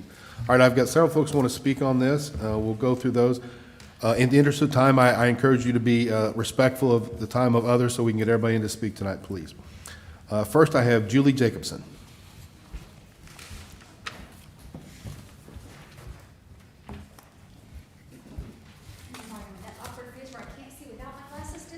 Can't see up close to read with them, so bear with me as I stumble up here. Understand. Yeah. Thank you so much for letting me speak tonight.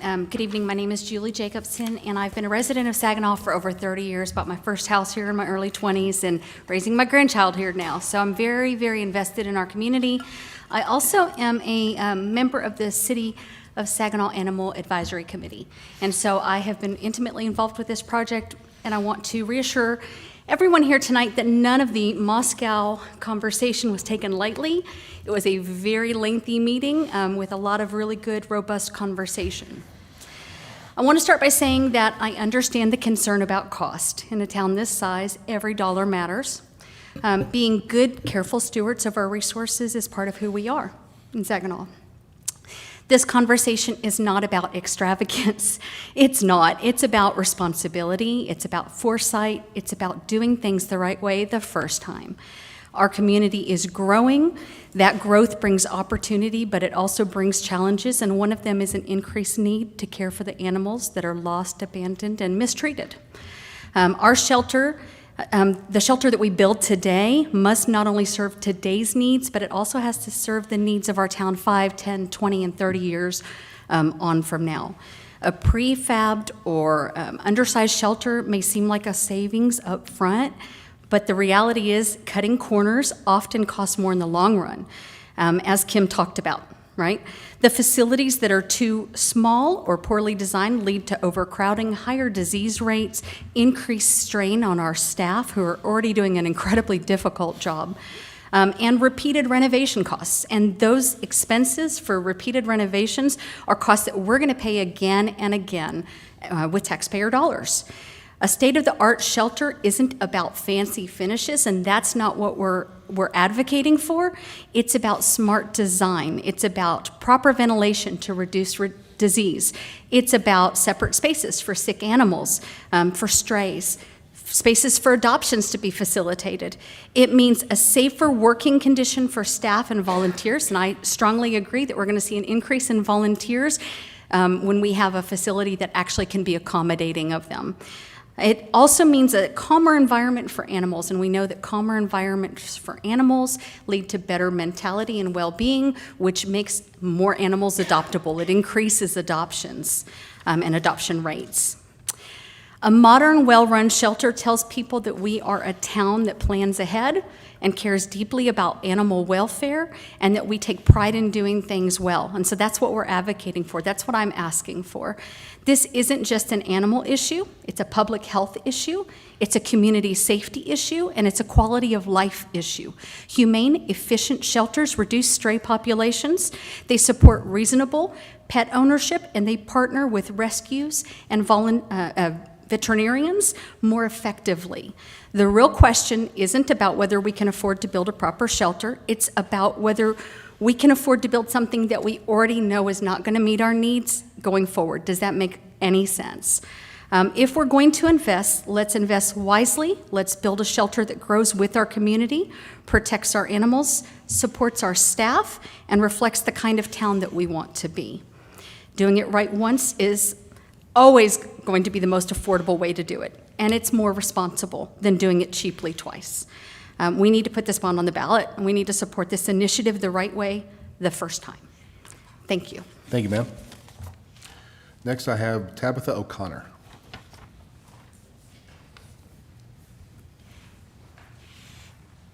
Welcome. Good evening. My name is Tabitha O'Connor, and we've lived in Saginaw for 14 years, I think now. And the animal shelter is a problem. I know that most of you have been over there. The idea that it was built as a temporary building and it's lasted as long as it has is ridiculous. If citizens want services, they have to be willing to pay for services, and I get it, everybody's on a budget. I'm on a budget, I'm not looking forward to a larger tax bill, but if it means that we are going to be able to take care of the animals and the staff at the shelter properly, it's time to get this done. We cannot keep kicking it down the road. So. Thank you, ma'am. Next, I have Dr. Karen Reed.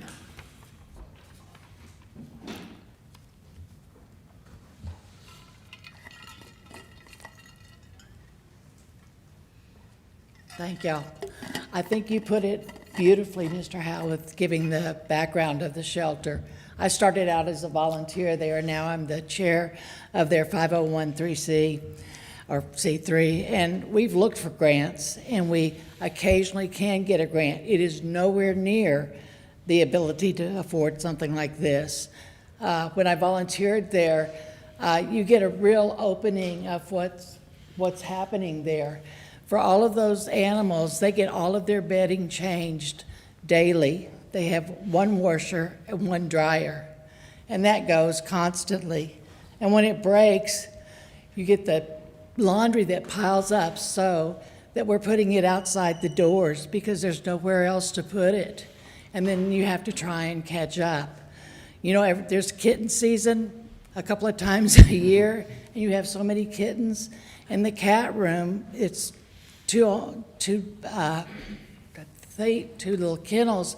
We will put temporary kennels up above the 2 kennels so we can fit everybody in. It's just not a workable solution. And we talk about the dogs where you want them inside and outside. Well, when they're full, sometimes the dogs have to go to quarantine. Well, nobody gets to go to quarantine to look to see if they want to adopt that dog because he's in an area that he can't be seen. So we're really at a point, and this I know has gone on for years, and we get real excited that it's going to be put on the bond and we're going to get to vote on it, and then it goes away. So we're really hoping if you have any doubts, you come and you look at the shelter and you see what magic they're doing with what they've got to work with. And then you realize how bad it needs to be put on the bond and let the people vote for it, because it's really time. Thank you. Thank you, ma'am. Benjamin Guttery. You were gone. I was going to skip over you, but you came back. So. I didn't realize how fast I downed that water. I had to run. All righty. So I think a lot of the concerns I brought up at the last meeting and that other residents are bringing up aren't really being addressed properly. I haven't heard anybody say we don't need a shelter. I haven't heard anybody say that we don't want to build it with stainless steel or the top-notch materials firsthand. There's too many kennels. We are subsidizing the city of Blue Mound. We are subsidizing the 11th largest city in America, Fort Worth, on its own, without Dallas. It's the 11th largest city in America. I have a feeling, Jose or maybe some staff can kind of maybe shed more light on this, but I have a feeling that people around in Fort Worth are thinking that they live in Saginaw, and so when they have an animal problem, they say, oh, well, let's go drop it off at Saginaw. I also have a feeling that because of some of the practices that our shelter does and some of the programs that we participate in, we're more humane than some of the other cities around us, that some of the volunteers are saying, take that kitty to Saginaw because they're gonna let it live for a year and feed it and bathe it and neuter it and give it a bunch of free vaccines and catnip. So I'm totally against this plan as presented. The Moscow thing, I know that the committee met. It sounds like they talked for a long time. Don't know if anybody else picked up on this, but everything stayed in the must-have. I mean, literally, like the only thing that was moved in was a couple of things in the should-have, but they kept them in the plan. The 2 things that were in the not-have are actually never included in the budget. It was a future dog park and something else. So that wasn't even in any of the plan. So the Moscow was like walked through, but I don't really think it was done. I've heard a lot of words like responsibility, deserve. Animal shelters are here for really one reason. They didn't even start coming up in cities until like the 50s. It's for nuisance and it's for safety. It's not for like warm, fuzzy, and like putting in a PetSmart and like all this kind of stuff. I'm also totally against where y'all are planning on putting it. I can't wait to hear all the complaints from all the people that are like, it smells like burritos when I'm trying to adopt a kitten, and oh, there's these big trucks and everything. Yeah, because they were there first. It's an industrial area, you know? And I do want to say to Councilmember Copeland, I really don't think voters won't even have the choice of, oh, this is a couple $1 million difference. They're just gonna shoot it down, like they did the natatorium, like they did other things. Voters do pay attention, and I really don't think it's gonna pass as is. But we do need a new animal shelter. Thank y'all. Thank you, Benjamin. Next is Kim Bertner. Good evening. Thank you for allowing me to speak. Excuse me, or trying to. I've been in Saginaw for over 35 years. I am one of those people that takes care of the feral cats and feeds them. I take care of over 12 cats every day, 2-3 times a day, medical needs, whatever, so that they're not having to go to a shelter.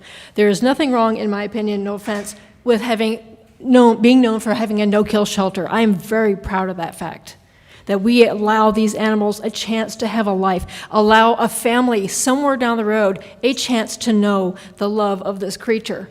It may not happen in a week. It may take 2-3 weeks before those two connect, and I'm okay with that. I have been to the shelter. I've dropped animals off because they're stray dogs or whatever, or I'm picking up an animal. We're tripping over each other every time I'm there. You can't even flex your elbows without hitting somebody. There's no way in our current facility that you could hope to adopt an animal because there's nowhere to meet and greet with them properly. We need to give these animals a chance. We have this beautiful new firehouse and the library and the senior center. I'm sorry, in my opinion, it's the animals' turn now. And Mary, I agree with you. I honestly don't know which of you represents where I live, and that's okay. I am retired. I'm on a very fixed income. I make less than what a first-year teacher makes in my former district, and my husband makes even less than I do. And I'll be honest with you, I am willing to pay whatever that amount is. And I would rather pay a larger amount slightly now, and have it done right to where we don't need to go back and revisit. You know what? We got to do it fast, because looking at those projections of how much it's going to go up, the more we put it off, the more we're going to pay, the more people are going to go, I don't know. But I'm just saying, from my perspective, I'm willing to pay that amount. So, thank you, and I hope that this goes forward. Thank you, ma'am. And just one clarification, we all represent the entire town. We're not single-member districts, so we're all at large. Okay. So nobody we're all here for you. So, okay. Just so everybody is clear. I have two more folks that said they want to speak on 3C, but I will allow you to speak on this one now if you want. And that's Meredith Brown and Mr. Patterson. You're happy to speak now. I don't want you to speak both times, but if you can speak now, go for it.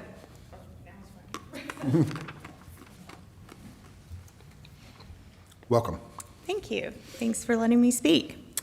So Saginaw has doubled in population since this shelter was built, but there is no measure for how much worse the animal welfare crisis is since then. However, as someone in rescue, please believe me when I tell you that it is getting worse by the day right now. Yet, this shelter operates with only 5 full-time employees who not only care for the animals 24/7, but must also respond to every animal control call, including Blue Mound. And even as small as it is, they rely on a 501c3 to get the funding they need for a majority of the vet care and some of the food they require to support that limited number of animals. So most of you have been to the shelter? Yeah, okay. So how did you feel when you were in there and the dogs are barking and it's crazy and the cats are reaching through the bars asking for help? Did you feel good? Anybody ever felt good in a shelter? Not usually. The definition of shelter is to protect or shield something from harm. And yes, these dogs and cats may be physically safe until they find themselves on a last call list, but there's more to it than that. Kennel neurosis is real. And when dogs in particular, but also cats, are not given enough mental stimulation, their behavior declines, making them less and less likely to ever leave. And the 30-day stay, there's a dog that's been there since March. So that's an average, but not the rule. And of course it's a pit bull. Of course it's a pit bull. Just so the 30 days, oh, I'll go ahead. It's an average. I know it's an average. I'm just saying that there are exceptions to the rule. So do you think that these 5 full-time employees have time to fulfill those needs as well as everything else? No, they don't. I work with one of the largest rescues in DFW and have witnessed how little most shelters are able to offer the animals in their care. This is not the fault of the dedicated staff. This is the fault of many cities for undervaluing the impact of a properly funded shelter. Do you know that public perception of shelters is so bad that many times people trying to own or surrender to our rescue will tell us that if we can't take the dog or cat, they will shoot or drown it to avoid it going to a shelter? That's not okay. That's awful. Changing this perception and creating new beginnings for these forgotten, unwanted, or abused animals starts with the design of the shelter. Every kennel should have outdoor access, which we've seen, exceptions for medical cases. Instead of a reverberating metal hull, soundproofing can be used to help cut down on stress for both animals and people. Play yards can be affordably designed as sensory spaces to alleviate boredom and anxiety. Climbing structures and windows and catio-type spaces can be put in for cats to exercise. The more you cut funding, the more likely these stress-filled concrete and metal boxes will be the last thing deserving animals experience. So how many of you have a dog or a cat? The rest of you, I know where you can get one. And you need one. So those of you that have one, I want you to picture your dog or your cat in the current noisy utilitarian concrete and metal boxes of the Saginaw shelter, wondering what they did wrong. Hopefully your fur babies don't end up there, but if they did, wouldn't you want them to have more? I think most people that have pets, and those that need to get them, would say yes. These animals have already been failed by people, usually more than once. So properly funded and well-designed shelters should be the start of their comeback, not the end of their story. Thank you. Thank you, Matthew. So I wanted to, the 30 days wasn't the average. What it is we had an expert come in a couple years ago, and there's studies that's shown that once an animal stays in an animal shelter over 30 days, it starts negatively affecting their mental state. So you really, really want to try to do things to get the animal adopted before that 30 days so you don't affect them mentally. Just wanted to clarify that. All right, thank you. James Patterson.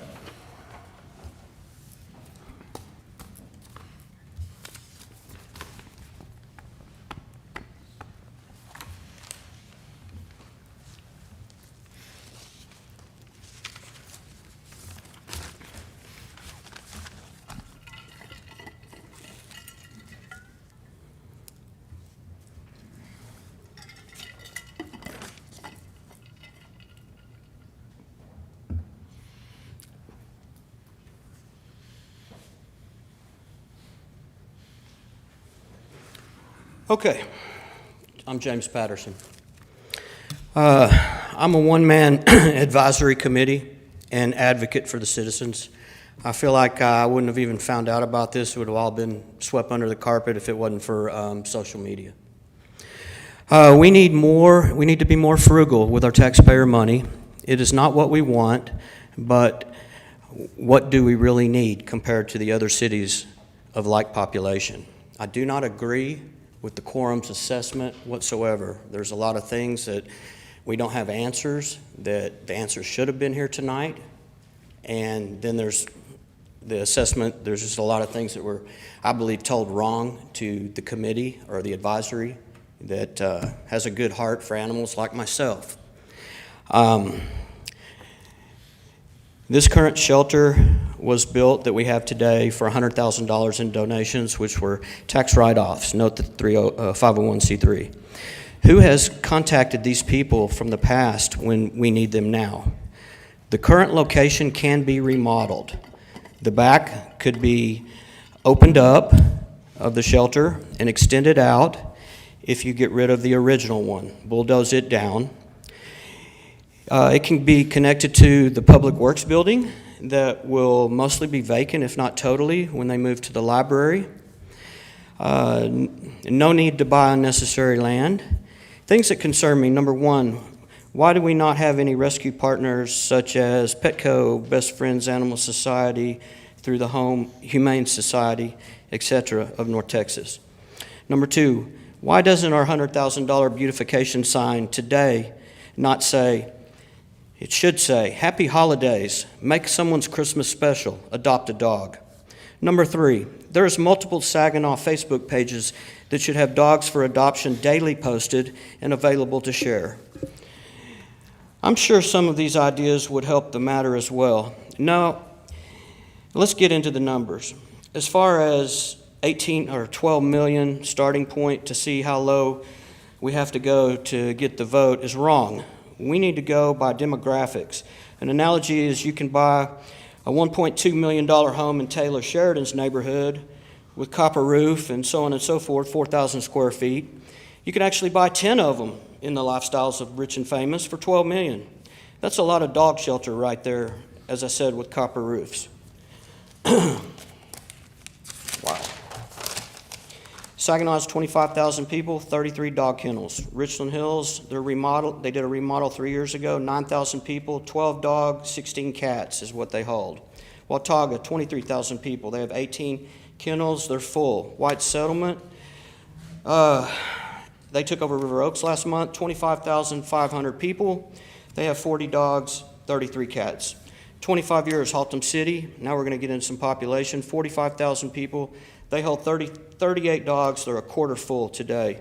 North Richland Hills, 3 times the amount, 75,000 people, they have 60 dog kennels, 21 cats, they're 3/4 full. Remodel, Carrollton, 135,000 people, they have 60 dogs, 33 cats. As far as being on a ballot, I recommend this being squashed and we look into viable resources for a 1-2 year rehab or remodel. I believe we need to focus our taxpayer money on our streets. Note I said streets, not bridges and roundabouts. This economy and what other cities around us are doing, we are not Fort Worth. Let's do a $1-2 million remodel and keep it off the ballot. Thank you, Mr. Patterson. Do we have one other one? That's all I had, except I think we have one more right here. All right. I cannot read your name. I saw you up there, but you can, oh, I know who you are, but introduce yourself. Go ahead. Sorry if you're tired of me. That's okay. I wasn't really planning on speaking, so sorry. I spoke a couple of weeks ago, and it was... Introduce yourself just for the record. My please. name is Siobhan Lilly. I've lived here for about 20 years. I did speak a couple of weeks ago, so I'm not going to bore you all with the same thing, but I'm going to raise my questions so that quorum can hear them. One of the big concerns that I had watching the speech from a couple of months ago when they made their first presentation was that the facility was designed kind of similarly to Carrollton's, but that we needed a much larger facility, and that Carrollton has a population of 135,000, which is 4 times the amount that Saginaw has at build-out. So I didn't understand why we would need one that was so large.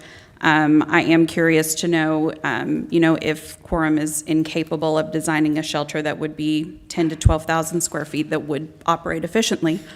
I did some research online and I, chat GPT'd it, and it, based on Saginaw, it told me that Saginaw has a great return to owner rate and said, our workers are obviously doing things right. They're working very efficiently. We don't have to keep as many animals as maybe another city that our population would. And so based on the number of animals that we have average per year, it suggested that we have an 8,000 square foot facility. 10,000 would be a long-term plan, and 12,000 square feet would actually be if we were supporting other cities. So it really just does seem like what this proposal is very big compared to what we need. I work full-time, but I'm I get a 4% raise every year, and my taxes are going up, and I just ask that you guys be responsible to your voters. We do have to think about the bonds for the city of Saginaw, but we also have to think about what the county might do and what the school district might do. It's not just one place that might put an extra burden on us. And I was, pretty disappointed that when y'all did that Moscow model, there wasn't some things that could have been cut. The last thing that I want to ask, I know a couple of people spoke tonight. Can you stand up if you spoke tonight as a speaker, not an employee of Quorum? Okay, and I want you to stay standing if you live within the city of Saginaw, if you pay taxes for the city of Saginaw. Okay, thank you. And I want you to remain standing if you have a financial benefit from this shelter. Okay, that's really interesting because one of the people that was speaking online mentioned that their clients were Quorum. So anyway, thank you. All right, thank you, ma'am. Jose, come on up. Hope you all know Jose Whelan, our manager of animal care facility. So we are not subsidizing Fort Worth, okay? The fact that animals do not know purple paint, they don't know trespassing, they don't know city lines. Yes, we do get animals from Fort Worth, but those animals are found as strays inside our city limits. The only time Fort Worth is allowed to bring dogs to us is if they are going to be euthanized. And that's anybody, whether it's Fort Worth, Tarrant County, Blue Mound, whatever. I keep hearing Blue Mound being brought up. If you look at the Blue Mound numbers compared to Saginaw numbers are not even a drop in the bucket. We don't just get $3,000 from Blue Mound a year. We get all impound fees, all owner release fees. Anytime an animal is brought in, microchipped, anything from Blue Mound, those fees go to us. The only thing Blue Mound gets out of our contract is the pet registrations and the citations. Fair enough? That should have been public info. It is public info. It's written in the contract, sir. Got it, that should have been. Okay. Glad it's on YouTube. The fact that we're sitting here arguing about the space for animals in this city is crazy, okay? The animal shelter that we are currently in was opened back in 2006. To save money, myself and that gentleman right there that's fixing to retire did all the construction on the inside of that facility for the city to save money. Is that fair? We had to go do our jobs during the day and then come back and work when we had time. Okay? I hear 17,000 square feet. That's bigger than the police department. We don't need that. 18,000. That's or $18 million. That's too much to spend on animals. Okay? My staff works day and night. I have ACOs that monitor Facebook day and night on their time off, sitting at home to make sure questions are answered about animals that are being placed up for adoption. We work with rescue groups to try to get these animals out. We are doing everything we can. The fact that we have 8 staff members in our shelter right now, we are there 7 days a week. There is somebody at that facility 7 days a week taking care of those animals. How many other departments in here can say that? There's not one, other than the fire department and the police department. We come in on our holidays, we come in on our time off to make sure that the animals that need medication are given medication after hours. Okay? If anybody in this room would like to take a tour of the animal shelter, my information is on the city website, or you can come by the shelter and see me. That's all I have to say. Thank you, Jose. One quick, so, and I'm bringing it up, anybody who comes to drop off an animal, you all check, and if they're Fort Worth, you turn them away, right? We get phone calls from Fort Worth all the time. Yeah. They're referred to Fort Worth Animal Control. We've had people as far as Dallas bring dogs to us, and they're turned around at the door and sent back to Dallas. We get calls from Saginaw, Michigan, and as much as I love telling them, hey, I'll be up there in 4 or 5 days, I do what I can. We handle the city of Saginaw only, and we handle the city of Blue Mound. And we don't, just so that, since this is open record and open forum, the only time we go into Blue Mound for like a dog is if they call, right? They call and complain or something, right? We get paid $3,000 a year to do the Blue Mound contract. That's whether we run calls over there or not. Right. The amount of police calls we get from Saginaw versus Blue Mound is astonishing. Yeah. Okay? I was in Blue Mound twice this week, and both of those were for animal at large. Right. That's what. A majority of the time, we're here in Saginaw. Right. When we first started doing the Blue Mound contract, it was twice a day for the first couple of years to get it under control. Yeah. All right? So, I mean, we've only had that contract, going on 3 or 4 years now? Mm-hmm. We went from 1,500 to 3,000 plus any impound fees, owner releases, and stuff like that.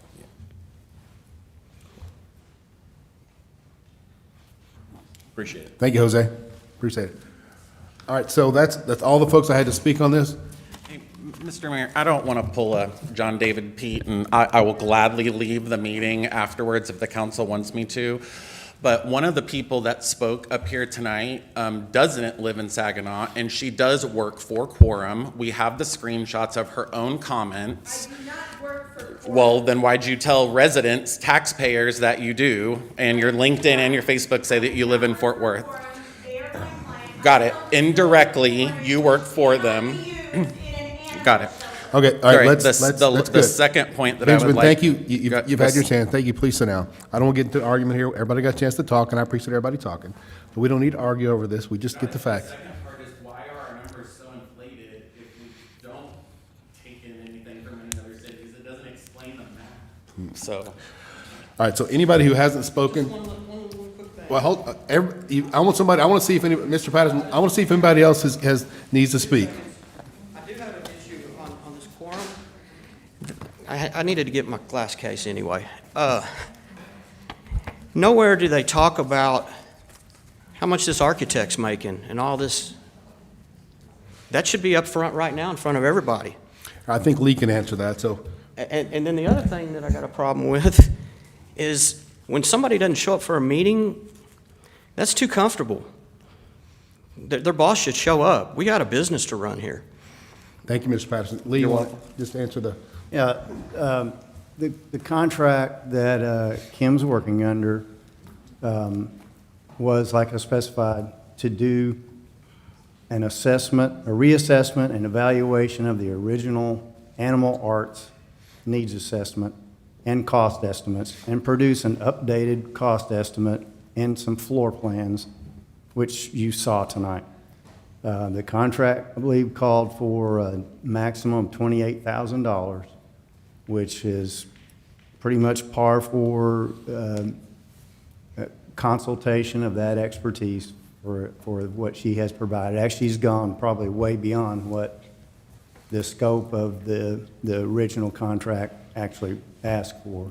But that's the maximum, and that's what she's being paid. There is no other money that will exchange hands in regard to this needs assessment or the floor plans. All right, thank you, Lee. All right, we're going to move on to 3C, Animal Shelter Advisory Board recommendation. Joe Stout is here. Welcome, sir. I apologize for being a little late to the meeting tonight. I think you need to build an overpass over those train tracks on McElroy. Add that to your work session, but yeah. Thank you for the opportunity to speak tonight on behalf of the Animal Services Advisory Committee.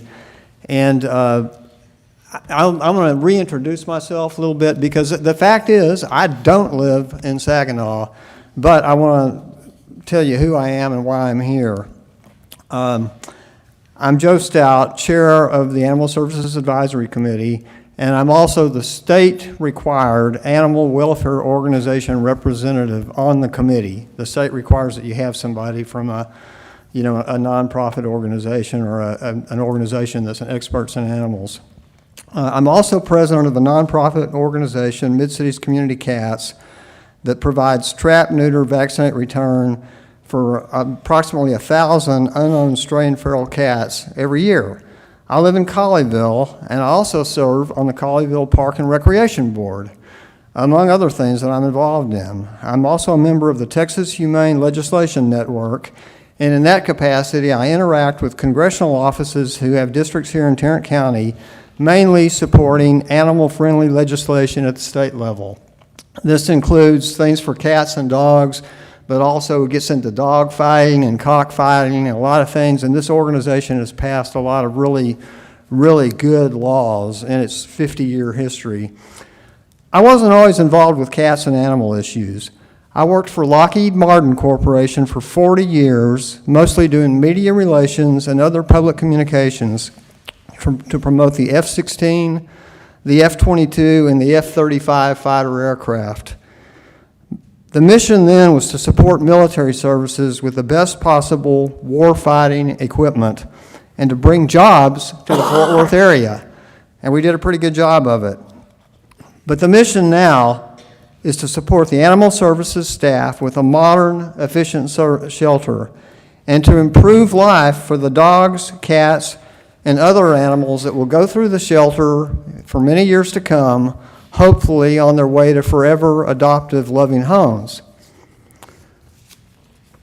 Yes, I'm from outside, but maybe that gives me some insight to Saginaw that maybe y'all don't think about much. Saginaw is a relatively small town, but it packs a big punch. Through the work of dedicated citizens, the city council, and the city staff, you've created an attractive community with big city amenities within a smaller suburban environment. After forward-looking visionary planning and development, you recently added a new public library and senior center. You already have an excellent recreation center. In fact, when the Colleyville was looking at a new recreation center plan a couple of years ago, I sent them over here to look at your recreation facility because I thought it was a great model for what they could have. You have a great aquatic center. So Saginaw has done a lot, excellent job of providing for its citizens, especially young people and seniors. The amenities you have for them today are something that you can be very proud of. But what have you done for animals in terms of facilities? Not much, sadly. If you visited the current shelter, and we've heard quite a few remarks about it tonight, it's not something that Saginaw would be proud of. Not to say that everything is bad. You know, the TNR policy in Saginaw is really, really progressive and commendable. And as someone else has mentioned, Jose Wieland and his animal services team do an incredible job with the limited resources that they have. But it is time to give them a new shelter. It needs to be a state-of-the-art animal shelter that will enhance public health, safety, and the local economy. We've had some really insightful speakers tonight that have already talked, so a lot of great details on that. Today's best shelters go beyond, yes, in the 50s or 60s, it was housing animals, usually until you euthanize them and put them down. That is not what shelters are about anymore. Shelters today provide healthier conditions, natural light, they reduce animal stress, and that all leads to more adoptions, more volunteers, and just overall comprehensive pet support. Now, we already had people raise their hands about how many people have pets. There are a lot of pets, and that people own. People love their animals. But a lot of people are also irresponsible. They let the animals go, and so it's a necessary service. It's something that you've got to have, and you need, as we've talked about a lot tonight, you need a center that does it right. And they can also be centers for public education. Hence the training room that has been talked about and mentioned several times. From previous city council meetings, I've really sensed there's a desire for the Animal Services Advisory Board to be fully involved in this process and these recommendations. And I will tell you, we have been in every step of the way. Going back to shortly after I first joined the board, we participated in the animal shelter workshop that kicked this effort off. I believe it was early 2023, almost 3 years ago. And in that, I learned a lot about shelters, about what is needed. And other members of the committee were there, and then more recently, when the 2025 bond package was being put together, members of our committee were on that bond committee, and animal shelter came out at the top of the list, even though it didn't get included in the bond.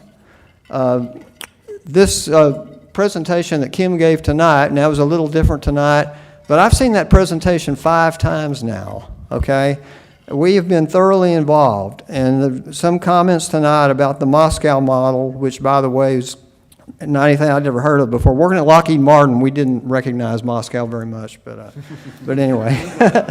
But, you know, when we went through that, yeah, it's true that we did, you know, really talk about, can we take this out or can we move this down the list? And it's true, we didn't do much because we had already been through a workshop. We've already been through 2 different architects doing their studies and recommendations on this, talked about it at length. So yeah, what you've got in the plan now is what you actually need in a new shelter. So that's right. We didn't really take anything and just kick it to the curb. Now I want to talk about social media. There's been a lot of discussion about these shelter plans on social media, including a lot of disinformation, frankly. Now, as a retired communications executive and professional, I fully realize the benefits of social media when it comes to getting people informed and getting them engaged. But unfortunately, it also creates a forum where a few people can have a really big voice and they can confuse things and maybe for you, the elected officials, make your job a lot more difficult because, you know, you see these things and you think, well, how many people out there feel that way? Well, as Mary said tonight, I think people in Saginaw will support a bond election for a new shelter, and I think people understand the value of it.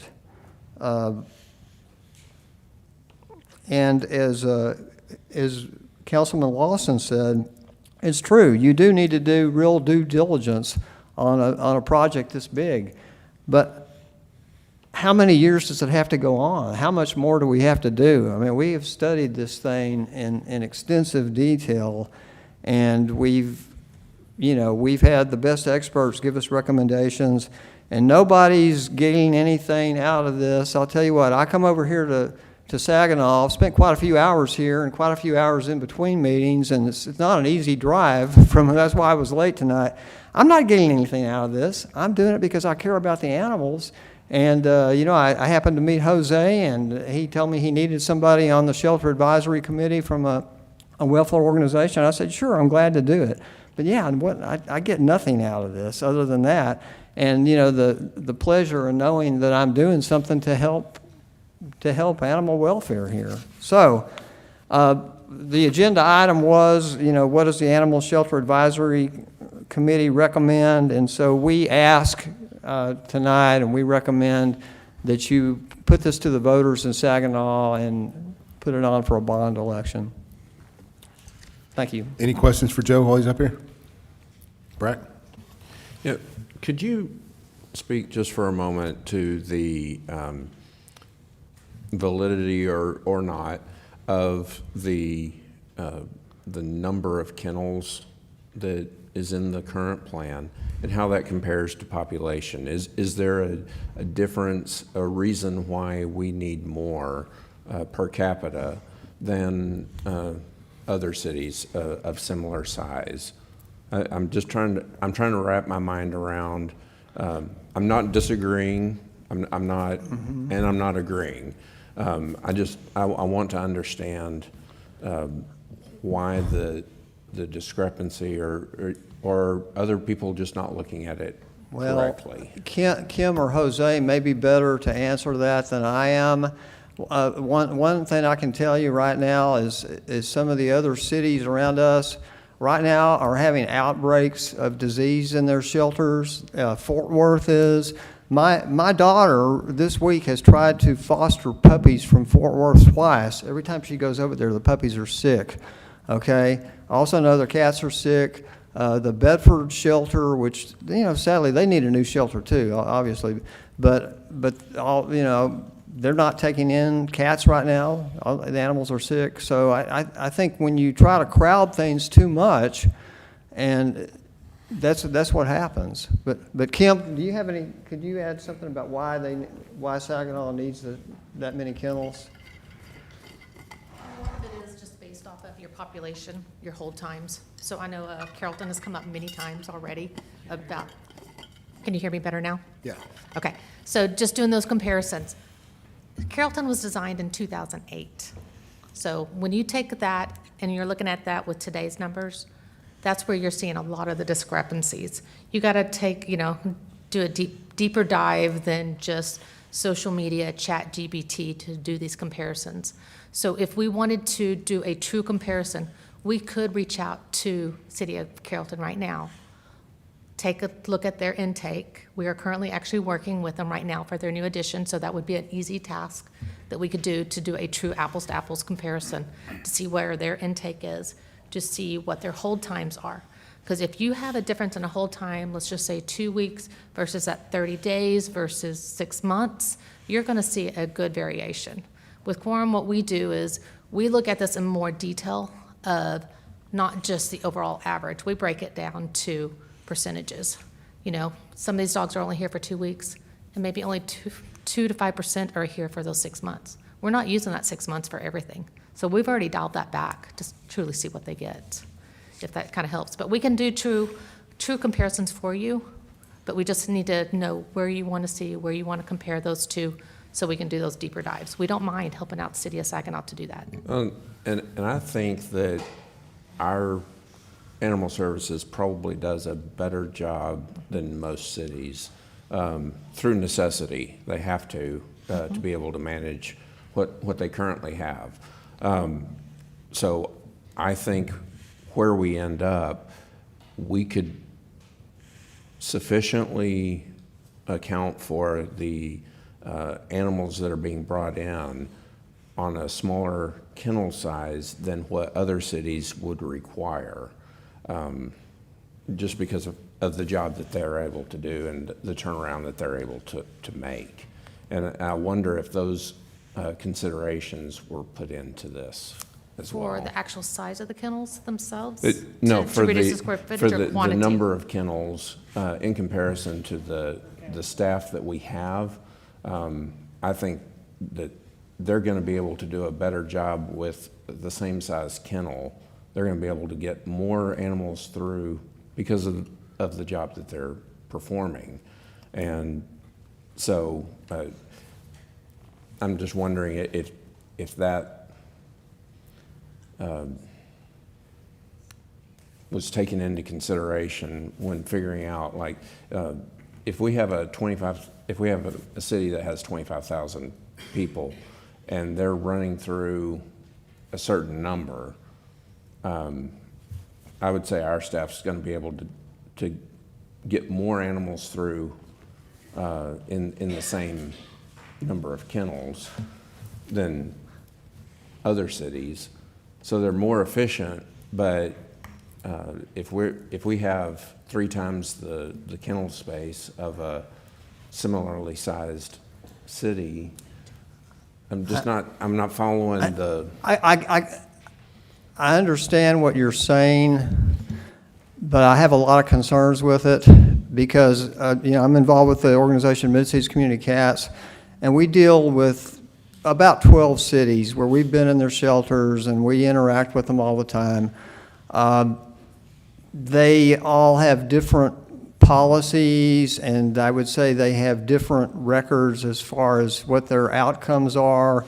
And, maybe a city is getting by with fewer kennels. How many dogs are they putting down? What's their live release rate? You don't know that. That would be something I'd be very concerned about. Also, I think that if you went around and talked to all these cities that have been using examples, probably all of them would tell you they need more shelter space than what they have. And, because we hear all the time on the cats that this shelter's not taking cats anymore because they're full. And we have, every day, we have people contacting us saying, hey, my mother passed away and we've got a cat. Can you help us find a place for it? Which is not what we do at Mid-Cities Community Cats. We're stray and feral cats. We don't do pet cats. But you know, we try to figure out how we can help those people, and what we hear everywhere we go is, oh, the shelter's full, they're not taking any animals. So I don't know, Brack, I'd be really concerned before. I think we do need, as Kim said, need to do some more deeper study on that before we could really draw that conclusion. And also, I don't think it's, you know, we all agree that Jose and his staff are doing a great job. Should we penalize them for that by saying, hey, you get fewer kennels because of that? I don't think that's right. Fair. All right, other questions for Joe? Yeah, well, one of the things that we've heard is population versus kennels.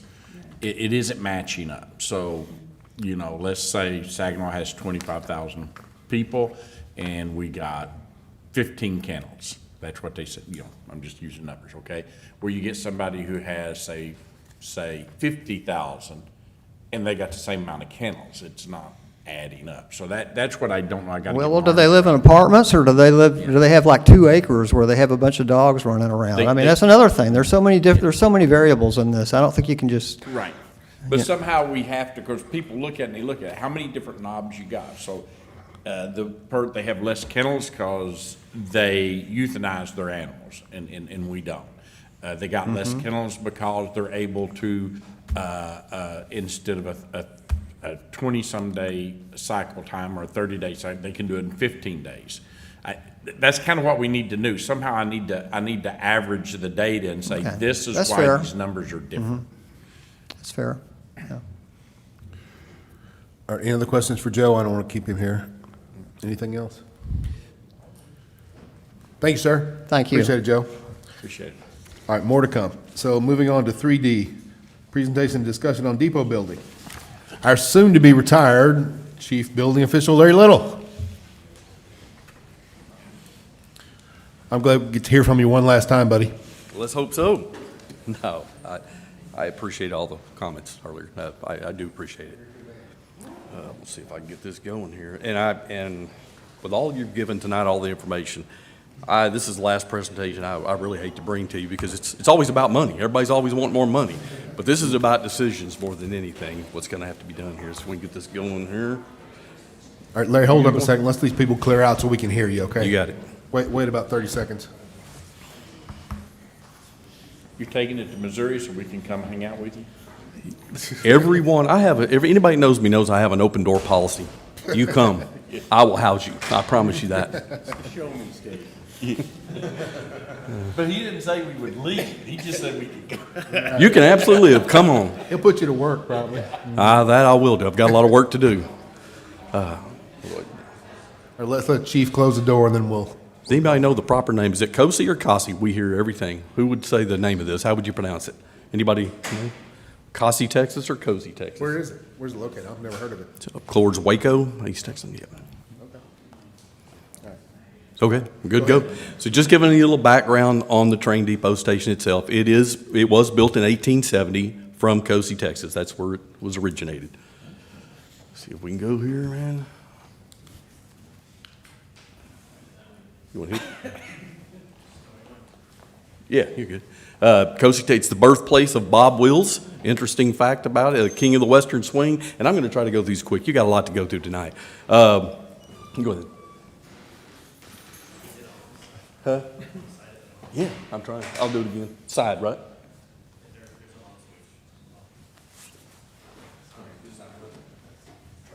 Technical difficulties. Bear with us.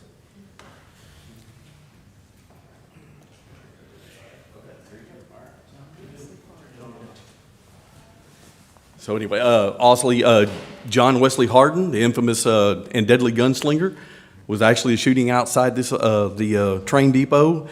I spent a lot of time talking to the historian in Cosi, and it was interesting. I had no idea the actual place we reside our business in. It was amazing. The Cosi Depot, built in 1870, was a major hub for the Houston and Texas Central Railroad and serviced the cotton and cattle industries in the area. Huge shipments of cotton were shipped to the Gulf of Mexico. Areas of the railroad were shipped to Swift Company and Armour Meat Companies in Fort Worth. The depot houses agents and ticket office, a Union Telegraph office, the Wells Fargo Express Room, and the freight warehouse.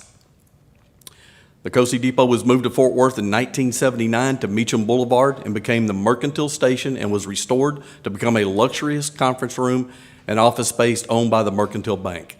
With a lot of hard work and dedication to the depot, it was relocated to Saginaw in 2000 and became the Saginaw Area Chamber of Commerce. In 2019, the depot became the office for the building department and code compliance. Below are a few images of the building history and locations of the folks that made it possible for the city of Saginaw to own such a piece of history. This is in Cosi, Texas in 1979 before it was moved. This is also the same image in 1979. This is its, after being restored, it was moved to Meacham Boulevard here in Fort Worth. This is an image of it at finished. This is the moving that took place and the undergoing of getting this to snow. You obviously know the snow movers. They were involved in the movement from Cosi, Texas to Meacham and Meacham to here. I did spend a lot of time with Frank Roselle, who was a big part of all this. 20 minutes of that was awesome because I had no idea. I just wanted to give a shout out to Frank because he had a lot to do with this, and I don't think anybody realizes what they did to pull this off, to actually bring this to Saginaw, because it didn't cost Saginaw, from my understanding, a dime. This is part of the movement coming through the old on McElroy. This is the building when it was set. This is the building as of today with our new ADA ramp. Thank you, Council. These are some of the folks that made all this happen. There are pictures of Mr. Elkins, Bud Starnes, Frank Roselle, Nan Stanford's in this picture you can see behind, J.D. Johnson, the big one. Just a few of these. I don't know that this is all, but I know that these pictures represent a lot of folks that made this happen. That is Nan, I believe, if anybody's got anything. I think that's Nan in the front there. But a shout out to all those folks, I mean, who gave us this rich history. The positives, the location, significant history with the building, warm and inviting building, great place for city offices. I didn't put that on economic development, but that was a toss-up. Somebody gave me that idea, so there's your shout out. Great representation of Saginaw's history, training grain. The good thing is it's got a renewable lease. I have talked to BNSF. Our contract currently expires in July 26th of 2030. I have an email saying we have a great relationship with them, and if we need to, they would be gladly, at this point, to extend that. So, the roof replaced in 2019, new accessible front egress ramp. The 2 HVAC systems are fairly modern. Electrical systems in good shape. Plumbing systems in good working condition at this time. Thank you, Public Works, Randy Newsom. Parking currently exceeds the parking requirements. Irrigated landscape. Negatives on this is we are under ground lease. Obviously, we don't own the ground it sits on, we own the building. So we are responsible for the building, and if we decide to move it, we have to take the land back the way it was original. So keep that in mind. Needs upgraded accessible egress to the rear of the building. Siding needs some attention, rotted boards and trim. We're aware of wood windows are needing to be replaced, showing signs of deterioration. Would recommend vinyl to help back the cost, cut the cost of it. Overall building inside and out needs to be recaulked. The floors need to be refinished. Building needs to be brought up to ADA standards. All the decking around rear and north side of the building needs to be replaced. Access is currently closed off to the public due to safety concerns, but that is why we have the new ramp up front. Parking lot access and egress can be challenging at times. That is a negative there. It is hard to get out of there, even in the evenings. We sometimes wait to get out, to get off work. Exterior bathrooms need to be remodeled, or my recommendation would to be eventually demoed.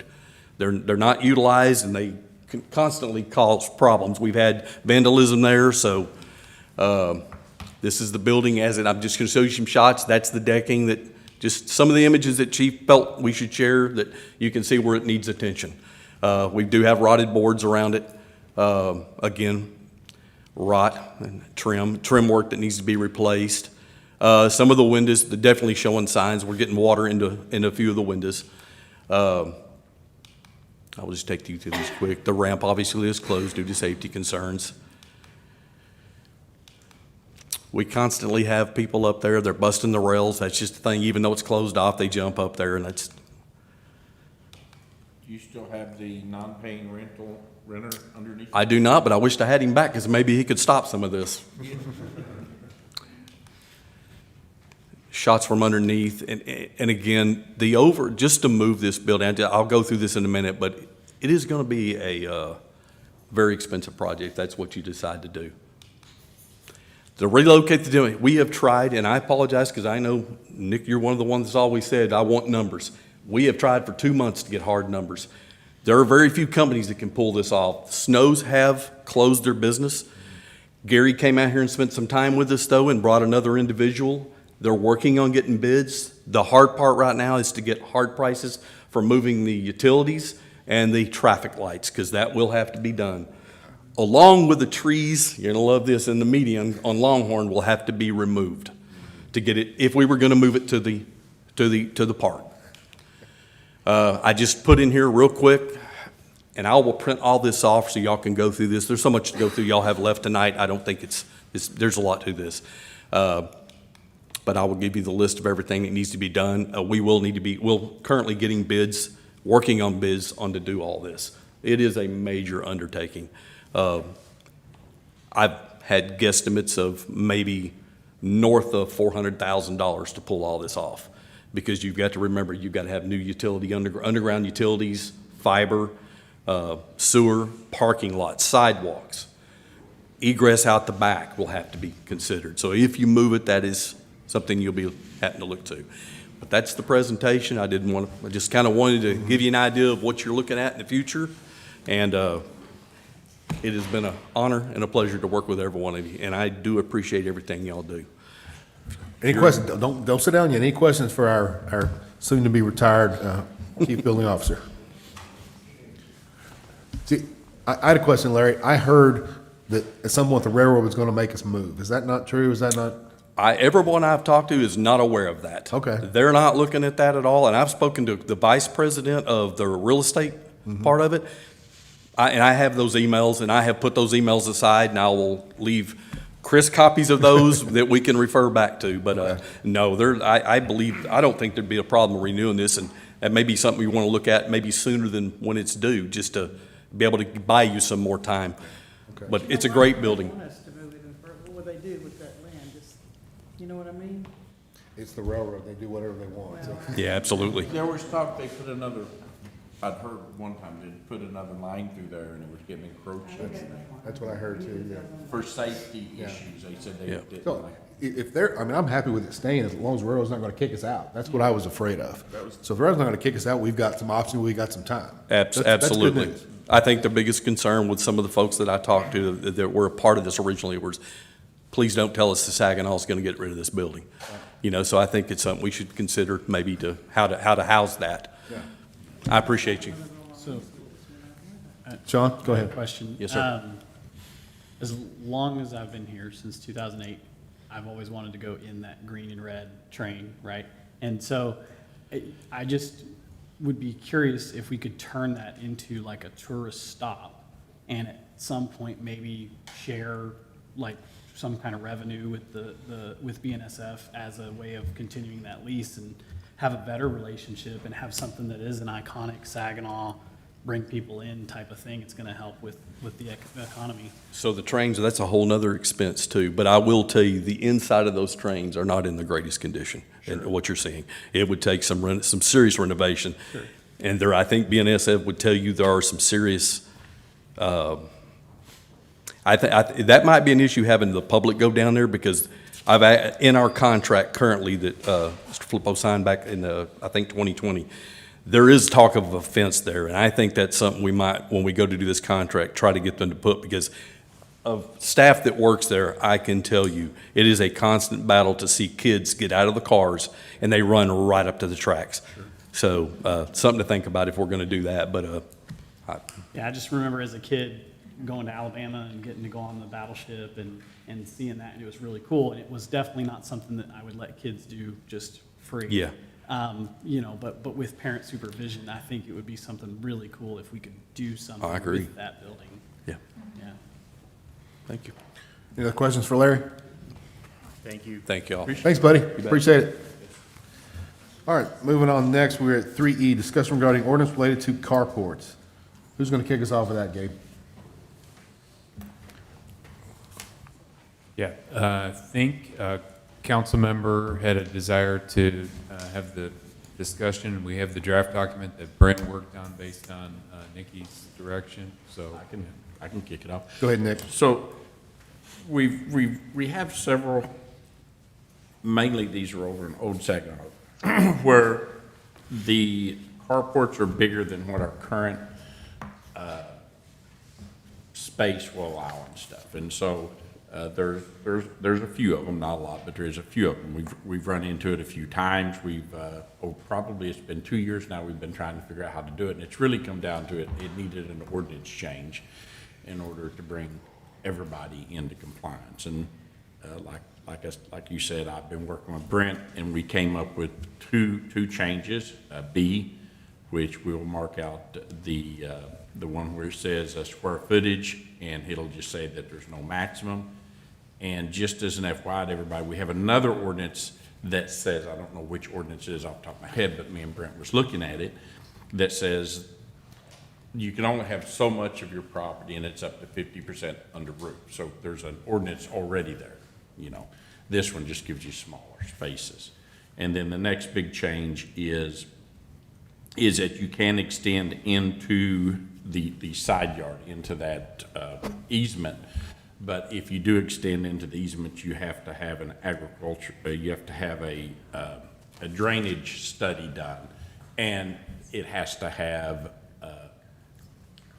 gutters on it to make sure that the water doesn't go over onto the neighbors. And so that would then, with those two, with a drainage study and them already having to put gutters on, would stop any drainage then from any excess water going on to their neighbor's property. And with those two, that would solve it.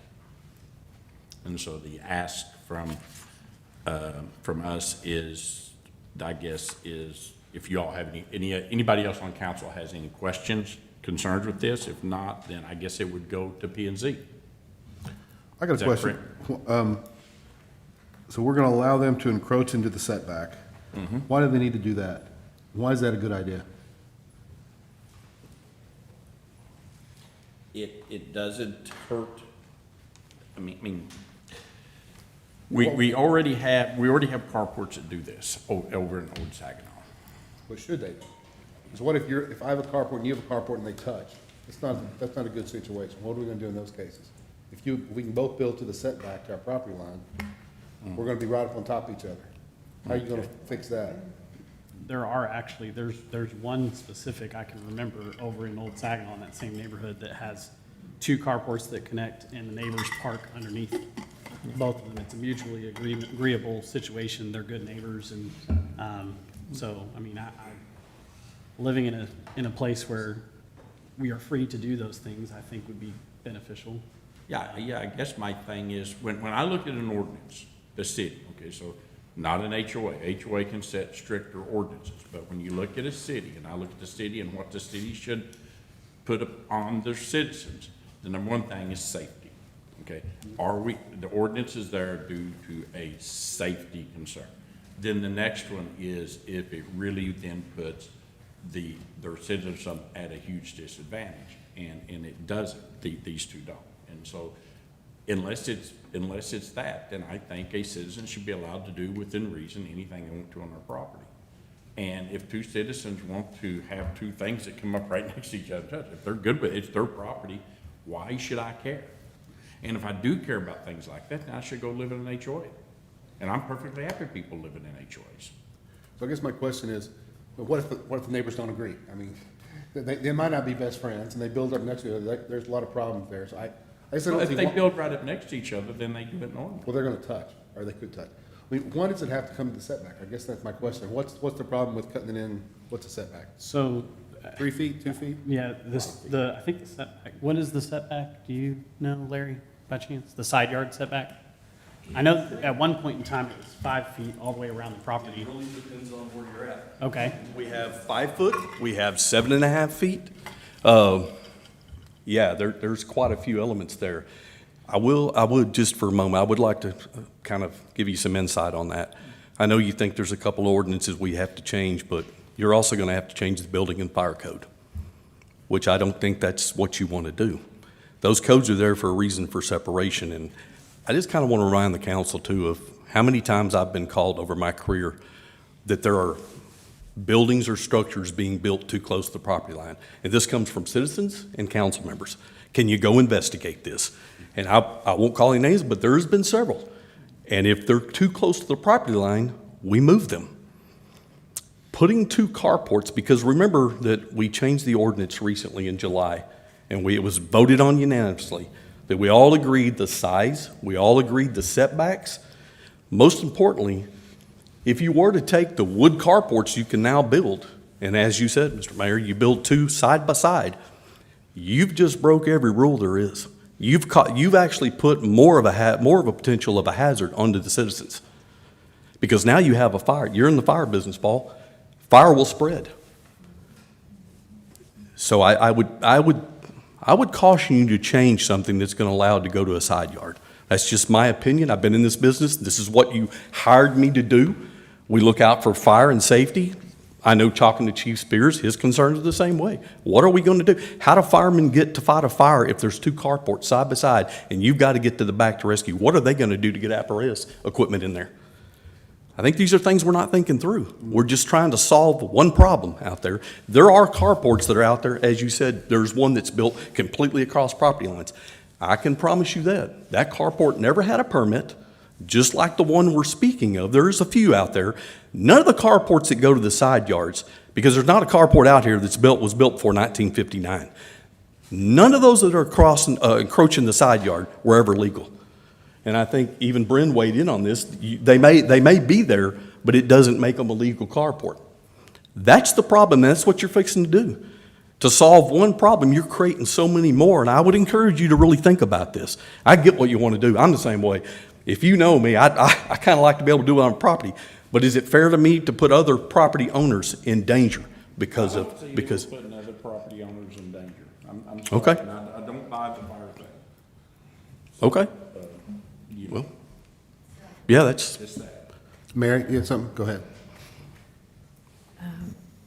Like Larry said, we have these ordinances for a reason. I don't think that we should change an ordinance to correct a very unique issue of one person in the city.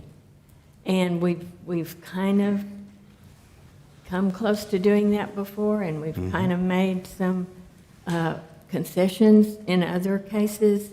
And I don't think we need to be watering down ordinances because one extremely unique situation, which would probably never happen again, to satisfy one individual. We need to make decisions based on the entire city, and you let one person slide like that, or you change an ordinance just because of one issue.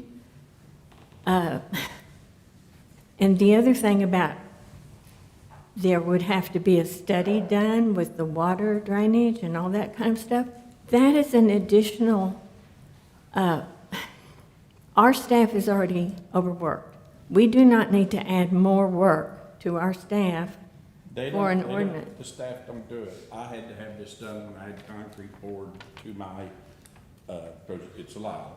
And I had to go get a study. I had to get a PE, professional engineer, sign off on it. And then it's called a wet stamp. And then you present that to the city. The city doesn't do any work other than they see the wet stamp and they say, okay, he got the study done. Well, the other. I know that for a fact because I had to have it done. That's not exactly the way it works, but you are correct. You had to do it, but it did get looked at by an engineer. It wasn't our place. I'm an engineer. It gets done by a professional engineer. I understand. No, Ms. Law, I'm not arguing that. I'm not arguing that at all. No, I'm not arguing that at all. You're 100% right. And to your point, absolutely. If you're asking staff to let someone build to the property line, without a survey, how do we know where that property line is? A fence doesn't indicate a property line. And that's one of the biggest concerns we talked about. How can we deal with this? So we're going to have to require them to have a survey, not just a boundary survey. Where is the actual side yard at? Because what happens if we allow them to build over that? Who's responsible for that? Because we passed an ordinance saying they could do it. So we have to check that. There's going to have to be checks and balancing.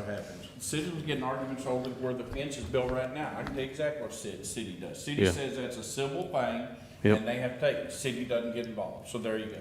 There's your answer. But we have an ordinance in place where the fences go. So, but if we put an ordinance in place, No difference than I'm just trying to give you some ideas of what staff is gonna be looking at to have That's fair. to do this. Especially if two carports go side by side. We've just created a fire hazard. I mean, we honestly have. Yeah, I think we've got a lot of questions here we've not answered, and I don't like adding more safety issues. I think that's just bad policy.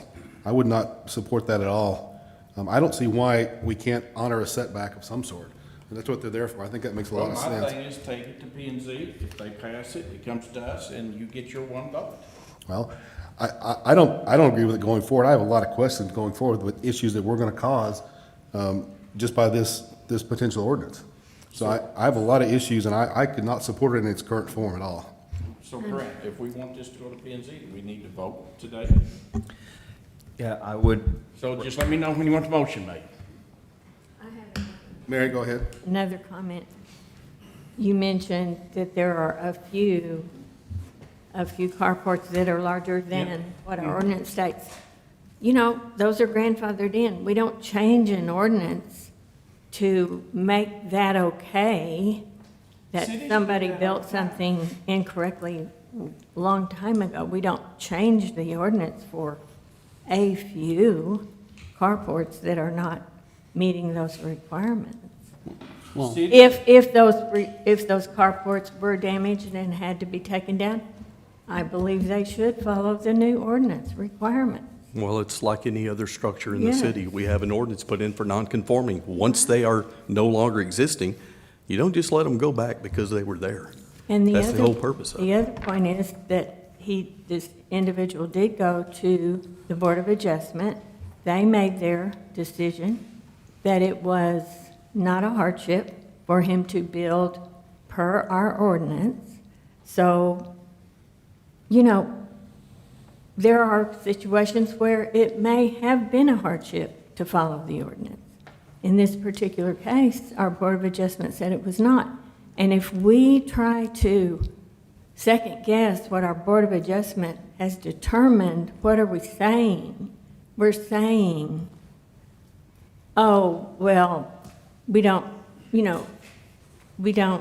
have to go along with what your decisions are. Yes, we do, in my opinion. Well, Why would we have a Board of Adjustment if we aren't going to honor their decisions? And the carport could go another direction. It doesn't have to go to the side property. It could go the other way. Because the only other requirement would be you have to put parking space there, you know? So it's not that we can't go bigger in carports. We could if that was your decision. But the side yard, to me, is a concern. That, just as somebody that's been in the building industry for a long time, that's a concern. And there's not any other cities you're going to find that let carports go to the side property line. I challenge you to find that. I've challenged you to find many cities now that are allowing carports at all in the front building setback. Most of them don't. Thank you, Larry. I appreciate your input, Larry. Absolutely. Thank you. Very good. Any other questions from council? I have one person that wants to speak on this before we get things. Council, have any other questions? Deborah, you want to come up? Deborah Thomas wanted to speak on this. Thank you, Council, Mayor. I live in a neighborhood that was affected by the change in this ordinance. My neighborhood did not allow carports, and now they do. I wasn't in favor of that happening. I didn't speak, but I'm here now tonight to speak against this. This is not, I don't want my neighbor to have a carport. They can. I certainly don't want it to go up to the property line. My neighborhood has a 5-foot setback, so I only have 5 feet. Right. I don't want, and feasibly, if there's carport can go from property line to property line to property line to property line, now you could connect the entire street. Feasibly, legally, you could do that. We're not changing the 10-foot setback from behind the curb. So we don't want the carport close to the city property, but we don't care about your neighbor. I just don't think that's right. I think there's a fire concern, there's a safety concern. Now, if we're having a carport go from property line to property line, now we're cutting down all the trees in the neighborhood because we issued a permit in the building department to a man who concreted in almost his whole front yard legally. You don't think he's gonna come put a carport up over his whole front yard? I bet he is. I just don't think that's the look. It's not the look I want in my neighborhood. It's not the look I think the city wants. I think this is the fourth time this ordinance has been up here in, 2 years? I think the ordinance we have now meets the, we took it out of the BOA. I mean, we took it out of the planning and zoning special SUP because of the cost. We lowered the cost, but now we're gonna say, you have to spend more money to hire an engineer to get your carport. Carport, you can't park in the grass, so now you're gonna have to extend the concrete all the way up to the property line. It's just not a good idea. And I will, if this goes to the P&Z, I will be at that meeting, and I will be back in front of you if it comes back here. Excellent. Okay, thank you. Thank you, Deborah. Appreciate it. Sure, Mary, go ahead. Also, the request to allow them to be larger, I'm opposed to that. We have a new carport in our neighborhood, not on my street, that is really very nice, and it's per the new ordinance, and it's attractive. However, it is overpowering, even though, so to me, if we made them larger, that would be even more of a distraction and not a good look for the neighborhood. And a lot of those neighbors in this legally built, pretty, beautiful new carport were extremely opposed, but of course they did not have a legal leg to stand on. So I would also be opposed to the concept of making them bigger because this very nice, well-built, beautiful carport, to me, overpowers the home and is not attractive in that aspect. Thank you, Mary. Is there a structural reason or a functionality reason it needs to go up to the, I guess I don't understand, needs to go to the setback or to the property line? Is there a structural, does it have to for structural reasons, or is that an issue? Structural reason in what way? Is there, structurally, does it have to go to the? So the problem is we got carports, not a lot, we've got carports just like this now, okay? And the city's saying all those carports are illegal. So technically, the city can go through and tell all of these citizens they have to tear their carport down. That's grandfathered in, we wouldn't do that. Nope, that's not correct. That's absolutely not correct. That's not what I've been told. I think they're grandfathered in, is that correct? How does that work? So if they were never permitted in the first place, and they were constructed in violation of our ordinances, they would not be a legal non-conforming use. It would be an unlawful non-conforming. They'd have to tear it down at their own expense. So, but there's no, for the one we're talking about, there's no structural reason it has to go to the property line. This is just an aesthetic choice or a? No, I think it's a functional choice. I mean, you know, Well, what's the functional reason it needs to go to the property line? the functional reasoning is like at my house, I have a one-car driveway. And if I move the driveway over in front of my house, then it's literally in front of my house. I walk right out my front door into a car. So the only direction that I could go is toward the property line, and I only have 8 feet. So if I wanted to do that, I would encroach on this setback. I guess what I'm saying, it's still be big enough to cover up your car, so why would you have to go farther? Is your driveway that close to the setback, or? Yeah, I have a one-car driveway. The driveway has 2 feet until I'm in, 3 feet until I'm into the setback, and the driveway's 1 car. So in my garage, it's a 1-car garage, so I use it for lawnmowers and things like that. My laundry room is in there because it's the older part of town.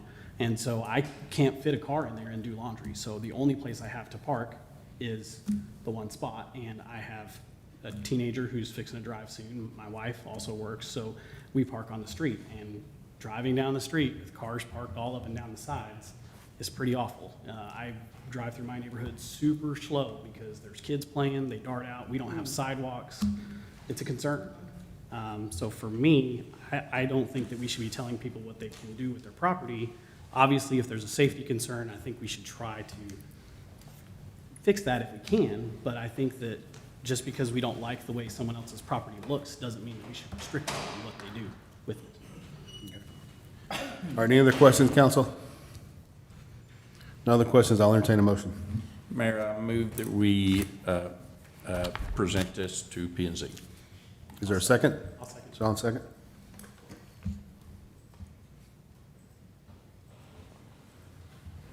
Please cast your votes.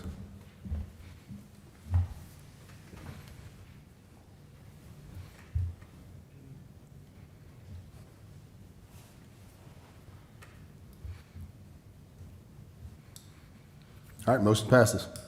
We'll move forward, see what happens. All right, next we are at 3F. Discussion regarding bids received to remodel the old library facility. Jared Kersey, Assistant Director of Public Works. Welcome, sir.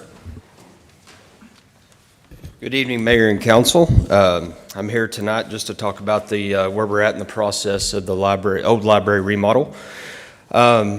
Just back in November, we went out to send out for bids. We got a lot of interest back on that. We received 12 bids. It closed December 9th. So staff is currently in the process of reviewing these bids, thoroughly checking references, things of that nature. Just as a quick reminder, this project encompassed totally remodeling the interior of the old library to create office spaces for different departments throughout the city, various positions. It also included a connecting corridor from the old library to City Hall. That connecting corridor triggered some upgrades to the City Hall facility, fire suppression, fire alarms, ceiling replacements, things like that. Now, how we did propose and required in the bid process, we asked all the prospective bidders to add alternate deducts, and those alternate deducts to the bid process was the connecting corridor and the City Hall upgrades. So we received bids of what it would cost just to do the old library remodel, and then we also received what it would cost with the City Hall and connecting corridor. With that said, we're currently looking through all these bid proposals and would like to at the next January 20th meeting, come to council with our recommendation off of that. So I'll field any questions you may have from this. Council questions for Jared? I think 11 bids is pretty good. I'm surprised. Are you surprised we got that many? Was that, you expecting that many? Well, I actually met with 18 different contractors, so there was a lot of interest, Oh, that's great. So, good. I like that. yes. Council, any questions? Good. All right. Thanks, sir. Okay, thank you. I was going to ask. Oh, go ahead. Do any of them work on animal shelters? I did not bring that up to any of them. Yes. Nope. Jared doesn't want to get any part of that. I understand. You stay far away from that. Thank you, sir. All right, moving on. We are at 4A. So at 8:48 p.m., we are in public hearing. Consideration and action regarding a proposed textual amendment to the zoning ordinance regarding modifying the city permitted use table. Susie Victor Trevino, Assistant Director of Economic and Community Development. Mr. Mayor and Council, as a reminder, y'all saw this as part of the larger permitted use table amendment at the last city council meeting, but due to some notification requirements, the item was tabled. We decided that the off-premise parking was priority just because we have a lot of developments, especially that Saginaw local, that are going to utilize that. And so before you have the parking lot off premises. As a reminder, we are proposing to allow this through an SUP, so a specific use permit, in community commercial, city facilities, light industrials, and heavy industrial. And we're proposing to not have this permissible in office professional, neighborhood commercial, and neighborhood mixed use. The current ordinance is written where it's not allowed. So we would also amend ordinance 2023-17 to have language that would show that the applicant can apply for a specific use permit. So with that, if y'all have any questions, please let me know.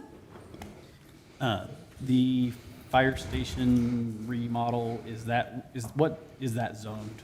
what is that going to be zoned, or what is it zoned now? It's a PD with community commercial uses for land.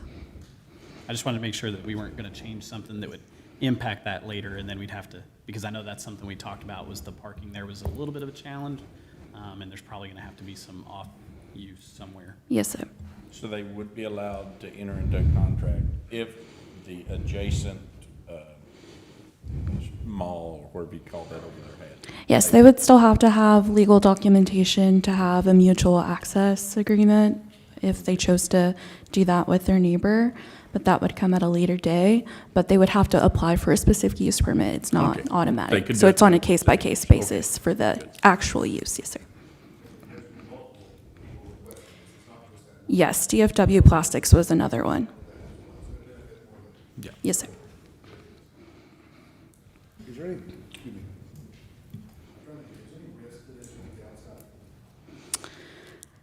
The only risk would just be if you have vacant land after, right now, if for some reason it was Saginaw local favorite, and then years they sell. But the good thing about an SUP is that we can put language in there to protect us so that if they move eventually or sell it off, we can have a stipulation that that is for that SUP. Mhm. Just a point of clarification, can you go over how the ordinance reads versus how the permitted use table Yes, so the current ordinance does not allow off-premise parking at all. So this would correct it in the sense that it would match that. So in addition to that, we would add that stipulation where you would be eligible to apply for a specific use permit in those 4 zoning categories. So it would kind of just clean everything up as well. Okay, thank you. any other questions for Susie? And it is the public hearing. It is. Thank you, ma'am. Yes, sir. So I do have, I need to, first of all, is there anybody here who wants to speak at the public hearing? Anyone in the audience can speak on this issue at this time? I don't have anything else. If not, if no one wants to speak on this, then at 8:52, I take us out of a public hearing and I entertain a motion. Mayor, I make a motion, we approve item 4A, public hearing. I'll second. Brack, second.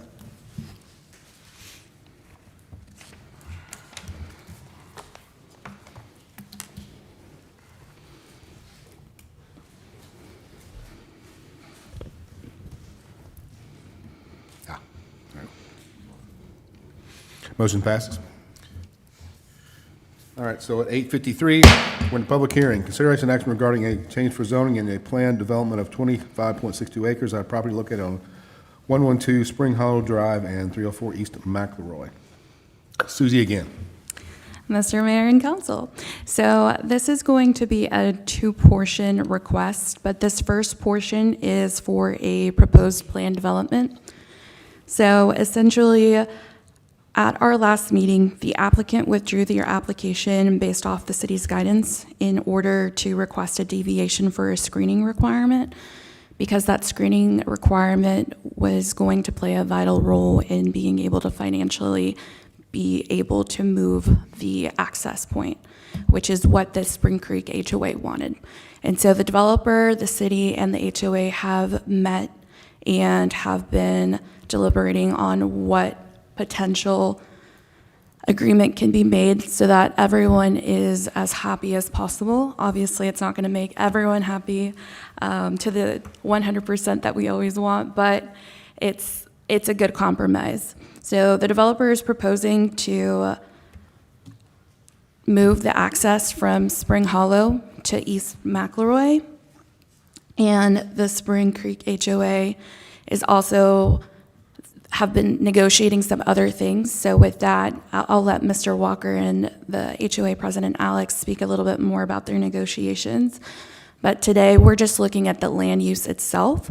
So in order to get that access point, they're going to have to obtain some land from their neighbor, Star Manufacturing, because they currently don't have any property along East McElroy.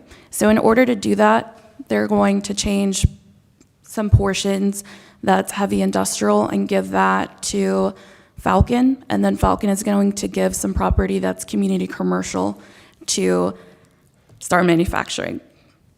So for this PD itself, it's just the property that Falcon is going to be owning.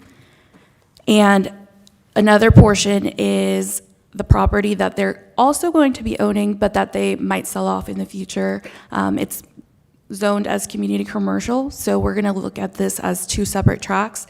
The city was proposing all of Falcon Distribution Center that's currently gonna be used for that use to be all light industrial, so that way we have one cohesive zoning district, because that's kind of what the issue was a few years ago.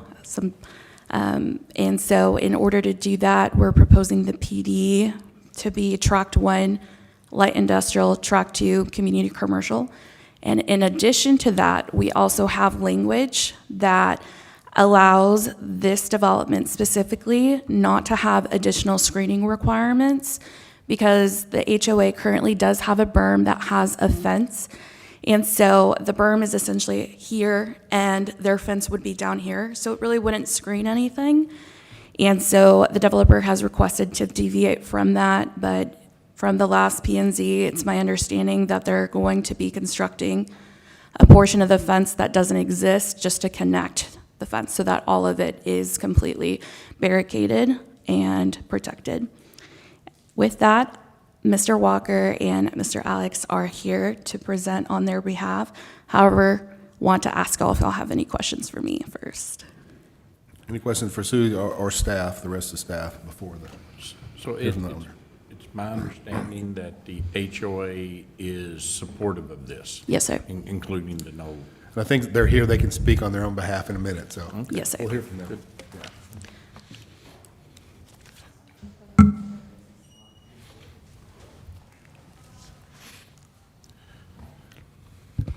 Good evening, Mayor, Council. Thanks for allowing me to speak. We introduce yourself, please? Yeah, my name is Walker White. I am with the development company, Falcon Commercial Development. Over the last few years, we've been in here a few times, but over the last year, since we've started construction, obviously, we've worked with city council, city staff, the HOA, and some neighbors, because we kind of, I think everybody knew it would be an issue, but we didn't have access to McLeroy. So, you know, we've worked together with you guys, including a task force that was put together that included members of the city council, in exploring some different options. We explored potentially crossing over the rail line, which was not feasible.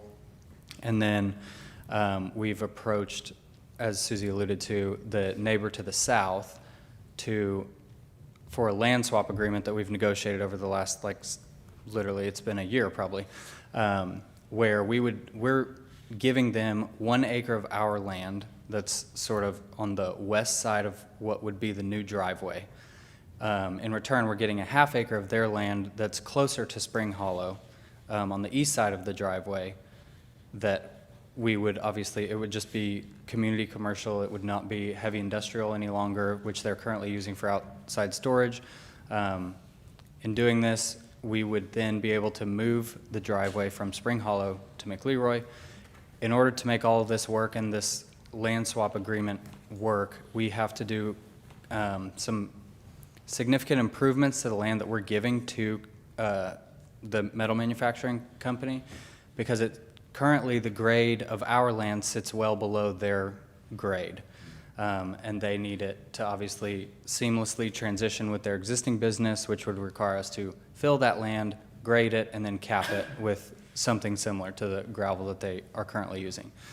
That's kind of that's why we're asking for the variance on the fence, because we would use those dollars to make those improvements and move the driveway. I've said we've worked with the HOA on a number of different items throughout construction over the last 12 months, including a part of this new zoning, I believe, will be single family on the north end of our project that we are donating to, that we will be deeding over to the HOA. On that land, we will also be installing a recreational concrete pad that they obviously they can do what they want. I think that their plan is to put basketball goals or pickleball nets or something like that, but that will be on the land that we're deeding over to them.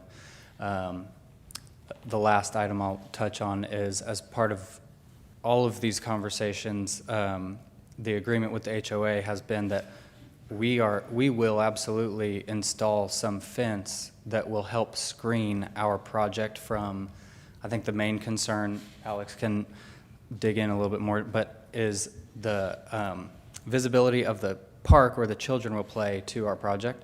So we've kind of come up with a budget and a amount of fence that we think would provide enough screening to protect the neighborhood, the kids, and screen the last few houses that currently don't have any screening. So I know that's a lot of moving parts, but that's sort of some context as to where all this came from. It's been a complicated arrangement, and I appreciate your flexibility. Y'all have been very good to work with. You've been very honest and open, and we appreciate that. As with everybody else involved. I mean, it's obviously been a team effort with city staff, HOA, everybody, so, yep. Council questions? Was involved in several of the meetings that we had, and I fully support this.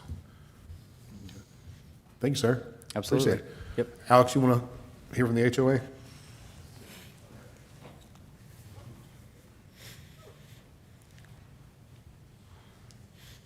Hi, I'm Alex Costa, president of the HOA of Spring Creek. It's been a journey. It's been a year now. I know we had a lot of meetings. Some went well, others not so well. We came to what looks to be the best decision for everybody.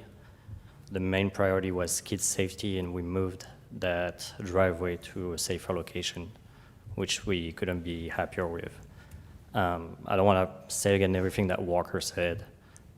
Pretty much it stands as it is. The main concern we have is that 3 houses are not screened as it is right now by the current fence that we have. So the goal is to extend that fence, which Falcon agreed to cover, and then cover part of the land that they'll give us so kids don't have to be in direct proximity to the parking lot that is behind the warehouse. Besides that, most of the residents were in favor of moving the driveway. Not all of them, I think 2 were against it. Not everybody is happy about everything, but it seems that this is the best solution that we could come up with, and we are very pleased with everybody working with us to find the best possible solution. Do you guys have questions for me? Any questions for Alex from the HOA? Mary, go ahead. Don't be nervous. I'm not. I just wanted to commend all the parties involved for coming up with a unique solution that, was a good compromise. And I know that our planning department was probably very instrumental in helping you come up with that solution. I agree. Any other questions, folks? Thank you, sir. You're welcome. Appreciate it. You want to say? Yeah, I don't really have a question or anything. Just wanted to kind of summarize, and maybe Susie, you can correct me if I'm wrong, but basically what this does is this enlarges Star Manufacturing's capabilities because they're getting an acre instead of a half acre. I don't believe that that y'all would have utilized that part of the property in any meaningful way. So they're gaining storage. The entrance is moving off of Spring Hollow onto McElroy, which is the best possible solution there. It moves heavy industrial off of McElroy to the back of the property. So it enhances the view of that property. And it solidifies community commercial in a way that makes sense for that property.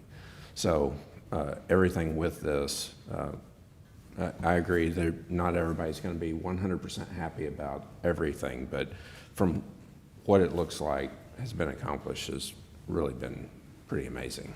Yes, sir.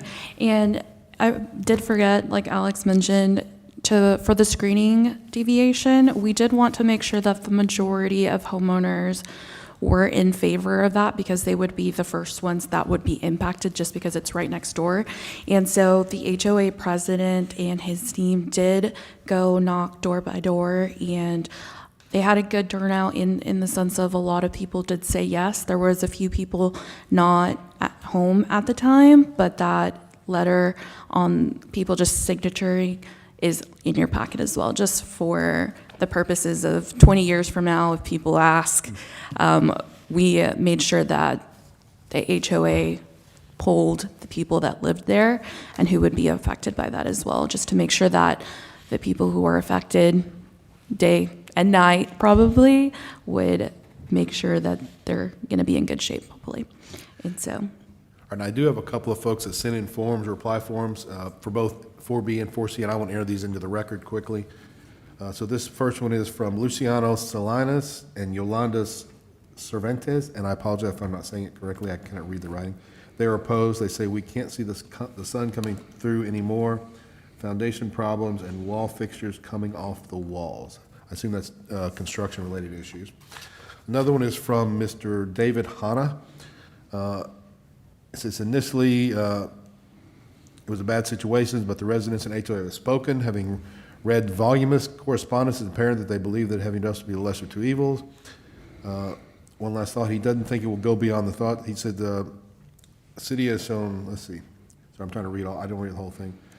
McElroy should be widened, all due haste, which I definitely agree. So I think initially he was opposed to it, but after getting more information and looking through a lot of the things, he does agree now. This is probably for 4C, that's Mr. Hanna. I have another one from Paul Chikowski, a homeowner, says he is opposed, says, in Texas, heavy industrial zoning refers to areas designated for intense industrial and manufacturing activities that may be noxious or offensive due to significant noise, odor, smoke, dust, fumes, or vibrations. These districts are typically situated away from residential and commercial areas with specific regulations to mitigate their impact on adjacent properties. And that's the ones I have. That's into the record. So, other questions? And anybody else? We are in a public hearing, so anybody else want to speak on this? Yes, you certainly can at this time. Anybody else in the audience? If not, at 9:07, it takes us out of a public hearing. I'll entertain a motion. Mayor, I'll make a motion, we approve item 4B. And can we do C at the same time? That's a Bryn question. Have we opened 4C? We have not. Yeah, so we need to open it, hold the public hearing for it. Okay. Go ahead, Brack, you had something? Is it rewritten for the screening fence as it's written here? 'Cause I not in this ordinance because it's posted before our meeting is met. So you would just make the motion with the stipulation, and we have redrafted it and showed Mr. White he wants to fix it. So we're gonna just change the wording so that the city attorney is also okay with the legal verbiage. I just wanted to make sure that was included in the motion. Motion, we approve 4B with the amended documents. Brack, second? Okay.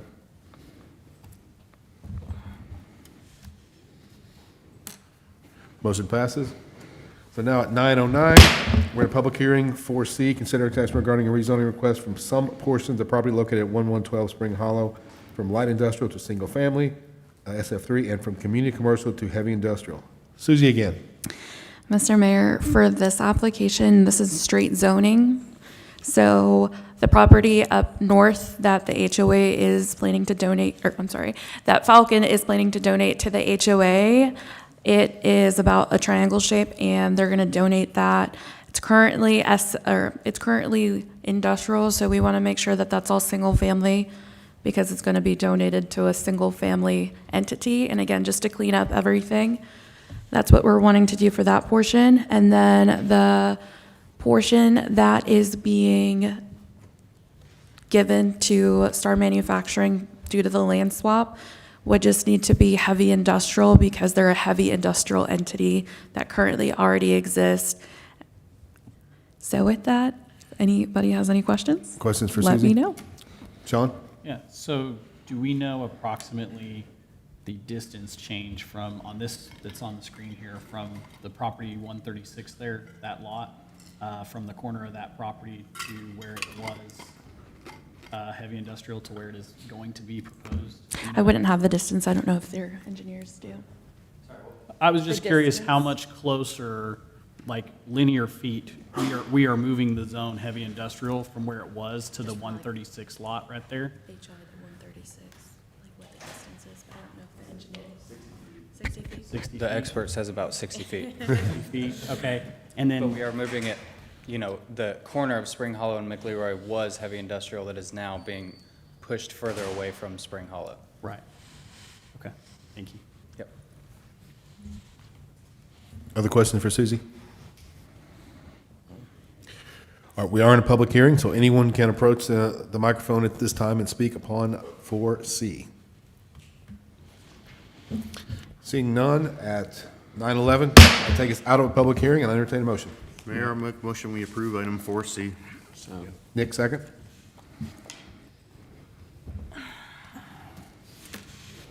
Motion passes. Good luck, folks. Y'all made a lot of progress. All right, so at 9:11, we are in a public hearing. Consideration and action regarding a request to amend a change in district providing development standards and a development plan for Tract 4 located northeast corner of East Bailey Boswell and Millstone Road. Susie, once again.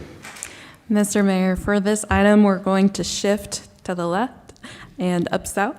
This is on Bailey Boswell Road where the new Belt Mill development is. This is one of the last components to the Belt Mill plan development.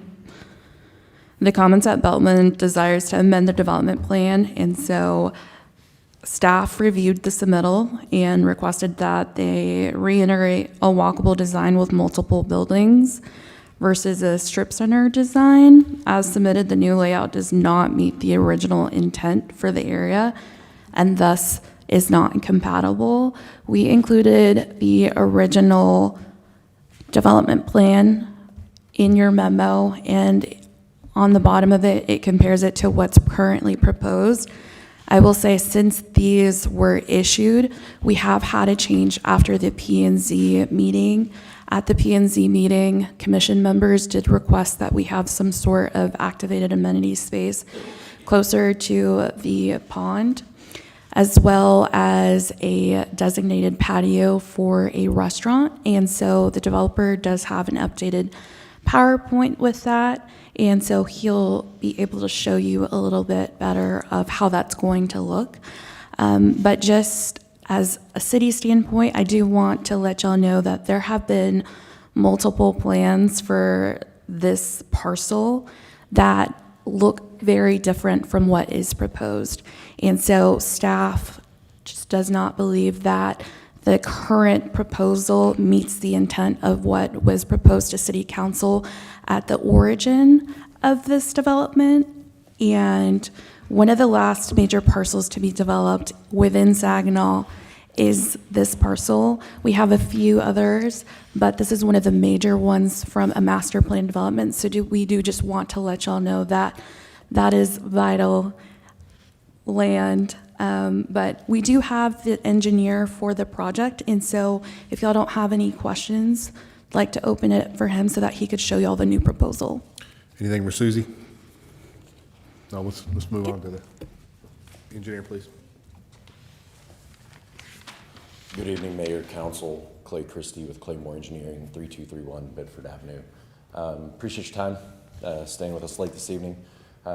We do appreciate it. We are proposing up here at the Commons of Belt Mill is what our development is called. And as Susie, we've worked with staff. Staff's been great to work with, trying to work through this, and we'll kind of go through a little bit of what it is and the origin. And as Susie said, there's been multiple things that have tried to come and present here. And unfortunately, it didn't work.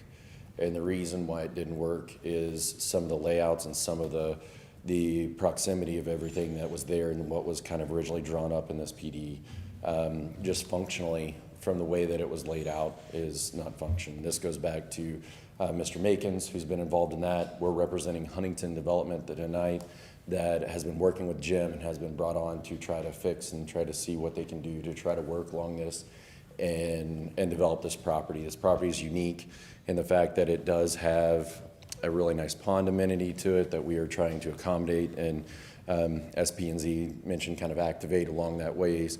We have right directly across the street from us, we have Trinity Industries, which is rail yard, and then on the western side, looking out the front of the buildings, we have the elevated Bailey Boswell crossing right there, which it kind of has some pulls and tugs in different directions on what you're able to do.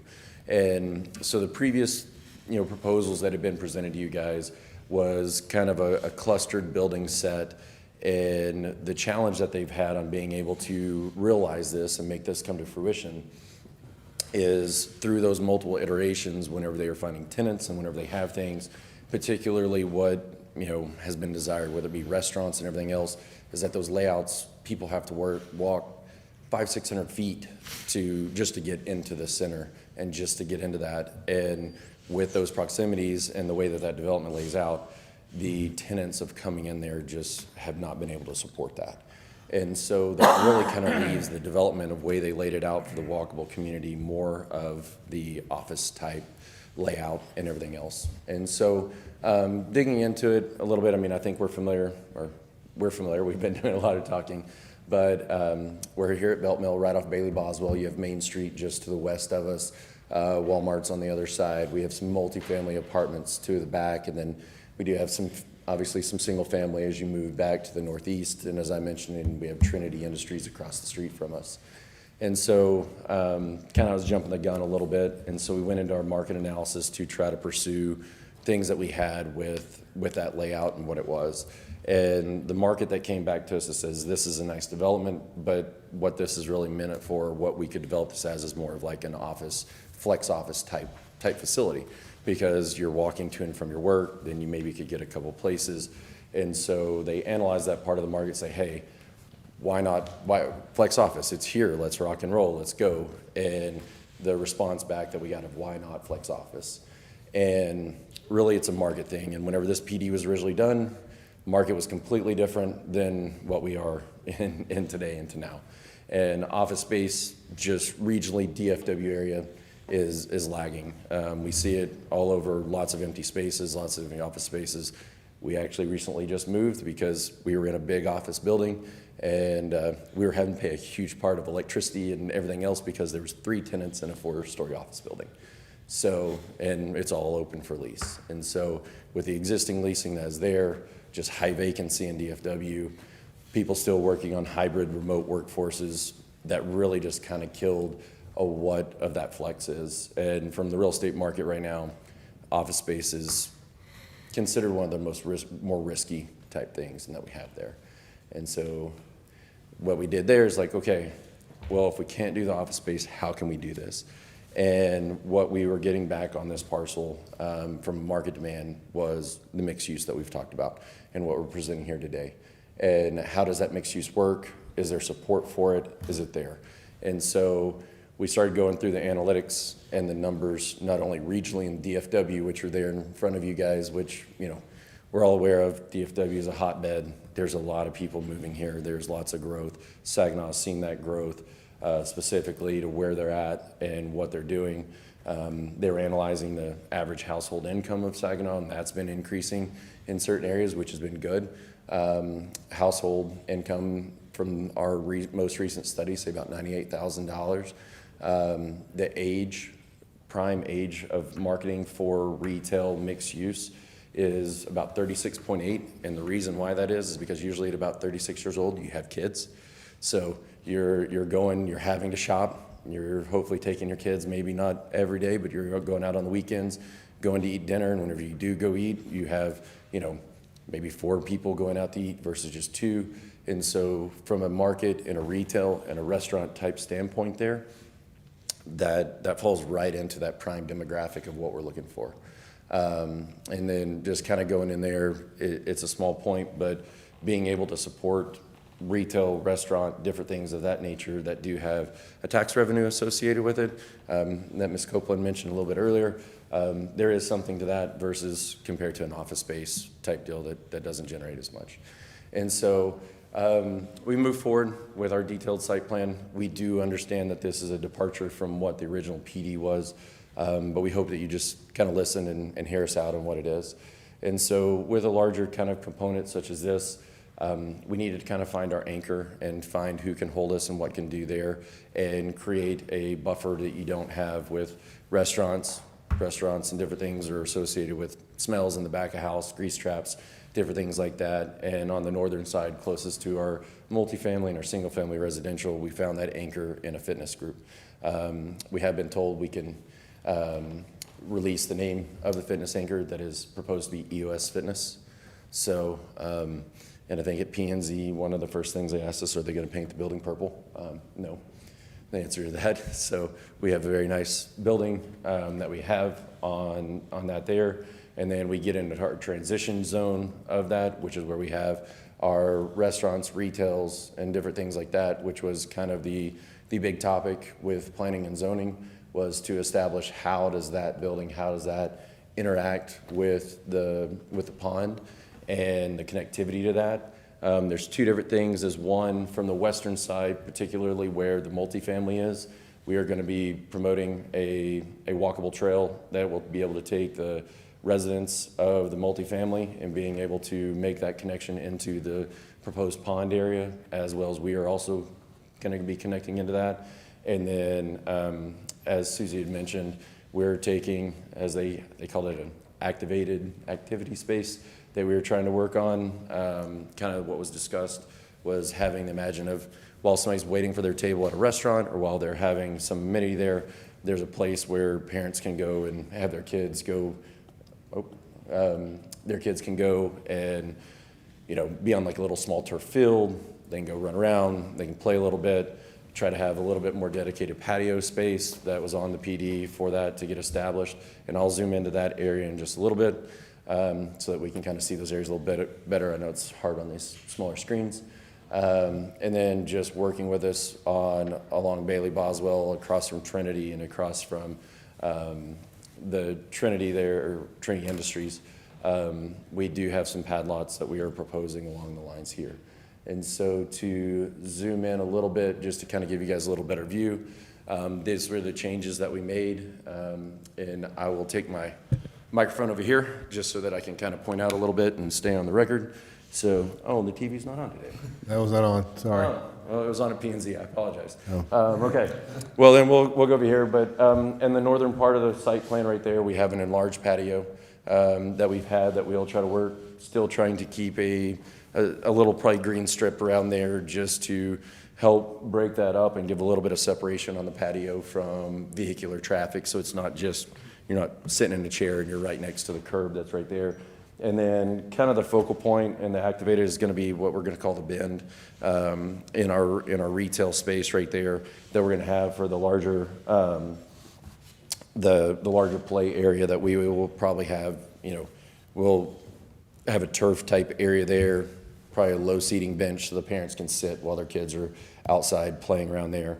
And then from that play area, there's a direct path south that comes in and then goes over to the east. Over to the pond area to tie into the existing sidewalk and the benches and the trail there. I know we talked about some in P&Z. You're like, Clay, well, you guys are doing that. Why is there not just a direct connection from your facility straight to the pond? Why do we kind of have to go down in an L shape? Reason being that is going to be with the grades. So we've got about 3 feet of fall right there just from where kind of the existing sidewalk is to kind of where the parking stalls are right there. And just for ADA purposes, sidewalk connections and things of that nature, whenever we're coming in and making that, we kind of have to get a little bit more length so that we can get those grades back down and get that tied in to where the pond is today. And so that's the reason being for that kind of, you got to do a little jog, but it's not trying to make it go out of the way. It's trying to make it feasible from an ADA standpoint. If we went direct, straight connection, we were going to be looking at putting in ramps and retaining walls and everything, kind of switchbacks to be able to get down. And we just felt like it was, you didn't want to look from the pond and have walls and things of that nature. So it's just a strip mall, right? It's going to have little places. Pardon me. This L that we're looking at here, that's a strip mall, right, basically? It is a mixed use, yes. Retail, restaurants, yes, sir. And so we did that. What we try to do, so we've looked at this site probably 30 different ways, and we talked about it, went through the different options with P&Z and everything else on that with them, because the first question was like, well, Clay, why don't you guys put the building up against the sidewalk there, or why don't you have it a little bit more like what they had, where there's the park and you have the facing? And the challenge that you have, particularly whenever you have something like this with your restaurants, is your front of house and your back of house, and trying to keep those separated. So whenever you have a restaurant, you want your tenants or your employees and your deliveries and everything like that. I mean, you're going to have food trucks, box trucks coming in and out. You have grease traps that have smells. So if we were to put that all towards the pond, and we were working on that on the pond where you could go and have that directly on that side, then that means that your customers are essentially walking in kind of in the back area where you have dumpsters, trash. Your employees, when they're hauling the trash out, they're walking out the same door that your patrons are coming into, and you're going to have the dumpsters in there. And so the creation of the L tried to really separate that to where in that back corner, that's where we can have our employees, that's where we can have our grease traps, that's where we can have our dumpster enclosures, to try to keep that isolated in that little corner of the area. And that kind of striped area is designated if they have larger vehicles for deliveries and different things of that nature that we have come through the site. But we still wanted to be as close as we could to the pond, and thus being the one travel lane. Let the customers, let the patrons be able to park, be next to the pond. They can walk in the entrance, they can sit on the patio, they can be in the turf area, so on and so forth on that, versus, we didn't double stack and have multiple rows of retail parking that we have on that side. We tried to tuck some of it up on the northeastern side right there, and then we also put it along the southern side of what we had. And so that's a little bit of the reasoning, kind of what it was. We're happy to have other questions or things. I kind of talked a little bit more about some of the things that were more heavily talked about at P&Z, but obviously if there's other concerns or questions or things that we need to go back to on the overall, I'm happy to discuss any questions you may have. Council questions? Brack, you want to go first? Yeah, so on the fitness center, it looks kind of like the entrance is kind of facing the back of the L, essentially, or is it orientated differently? So the front side is going to what I'm going to call plan southeast. So that long side that you see that points down at an angle towards the pond, that will be the front of the EOS facility, yes, sir. Okay. Is there, I guess the employee parking would be in the back of that? Yes, sir. It kind of seems like there's a whole lot of employee-type parking and not as much patron parking in this plan. Are you talking about, you're talking about specifically for the EOS? Yeah, Okay. just because you've got a full lane going all the way around the building with parking, but most of your patrons are going to be trying to park as close to the entrance as they can. And so my fear is that they're going to start encroaching into the back of the L parking areas there. So we have on the sides of the parking of each side of the EOS that we have the two drive lanes. That would not be the employee parking. The employee parking for the fitness center would be designated at the back of that. And we do need, we've got to have that drive lane that goes around the back of that because we need fire coverage. And Sure. so we have that drive lane going around there to be efficient on what we have for that. And then we actually exceed the city's parking requirements for the fitness facility. Okay. So the drive, I know it's not shown on here, but the intent is that we would plat these into individual lots whenever we move forward with that. That drive that's just north, that runs east and west, that is just north of the retail facility, that is where the property line between the retail facility and the EOS gym would be.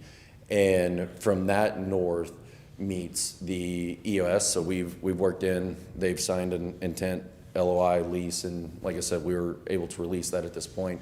So we have worked with them, and through that designation from pointing and proximity for parking spaces and walking to their front door, going through that with them, that suffices their needs of what they need for that. And so while there is a lot of parking really running on that east-west, there's those 2 double rows, that's gonna be your prime parking of what it is. There is parking on the sides of the buildings that are there, that would be able to go in and walk. The good thing is that people are always gonna take the shortest route for the parking space. I'm not saying that, but they are coming to work out. So if they have to come and walk this around the side of the building, EOS was very comfortable with that. I know we're doing one of these in Burleson right now, that is under construction with the EOS group as well. And it is a very similar layout. That's kind of their prototype, is to have a couple of rows of primary parking at the front, and then they facilitate in the sides. This one hasn't been as detailed along as that one is, but I do know that that little bump out on the back side of that, there is some workout kind of CrossFit type stuff that goes on in the back part of that gym.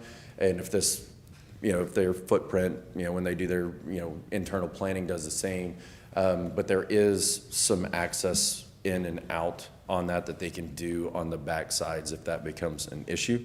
But like I said, we've done a couple of that, different layouts and seen what they've done. And so that fits their prototypical program pretty well. My concern is just that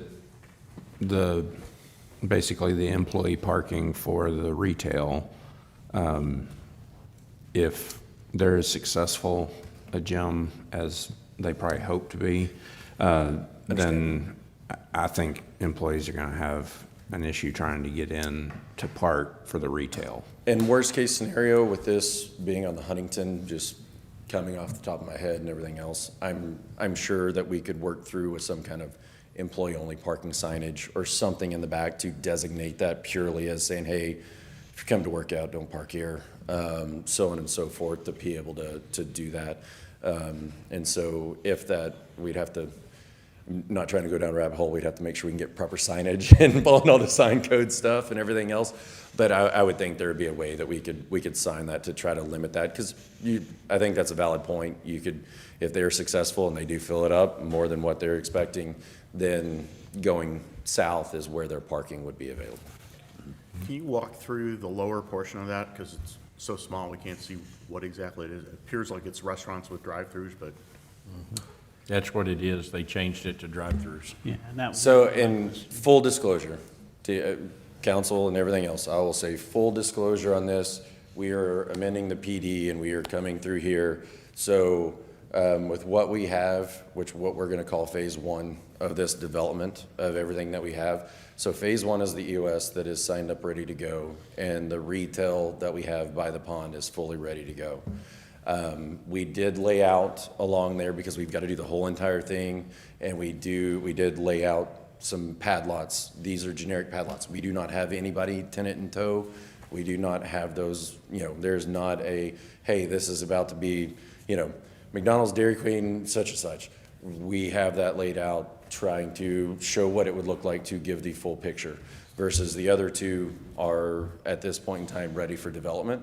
And so that lower corner there is, and sorry, I don't have a blow up on my PowerPoint presentation of that area and everything else, but the thought is trying to get a little bit of buffer, looking at, you have Trinity and you have the crossing, the aerial crossing there. Whenever they went back to that market analysis, we've kind of hit, and another deal is that you've kind of hit a sweet spot on your retail type development portion of there. And so whenever they were talking to them, what else is there? What is the market for? That was what kind of came back for us to try to lay out and what that is. So while we do have those pad lots, at some point in time, whenever that does come back, I fully anticipate that would come back to you guys at some point in time whenever there's a, identified user. But that's what we're voting on now, is that down there too, right? Pardon me, sir? That's part of what we're voting on now. It is. We have to do the whole PD. We can't go do that. We couldn't break it out and just do this portion of this and that portion of that. So we had to lay that out because that original had different stuff, and that was parking for where it was. Because So where's the family dining? I mean, I see your four Yeah. chicken restaurants where you get drive-through, we were calling down there. That used to, that's new added. So where's the family dining? Because that's not family dining. I mean, that's. Yeah, so I was gonna ask you, your market research, was that based on a zip code, or is that based on Saginaw city limits? The reason why I ask is because we had a survey done for residents, and the big thing was not as many drive-throughs and more family sit-down restaurants. And so I want to make sure that those two things are not conflicting, because the surrounding area might want more drive-throughs, but understand. Saginaw residents want sit-down. And Mr. Morrison, I would love to give you the detail on that specific. That was not part of, I'm the civil Sure. engineer. So Yeah. I don't want to lie to you. I don't Right. want to just say on Sure. what that is. So I don't know where that break was on what that is. I know that goes down to when the market analysis of the brokers and the real estate and the guys that are in a part of that, of what they have and who's coming to try to identify these corners. I can tell you that we had 2 different markets when we've been working on this one for a while, trying to do that. We had 2 tenants that were coming pretty hard to kind of look at this.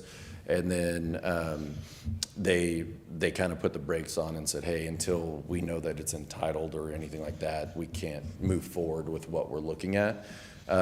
So that is where those are. From that, so Ms. Morrison, I'm sorry, I don't know the exact, if it was zip code specific or if it was Saginaw specific. I don't know that answer. Going back to Mr. Lawson, so right now, the middle building, that's 29,000 square feet right there. That is the way that we've laid this out for parking and accommodations there that we have.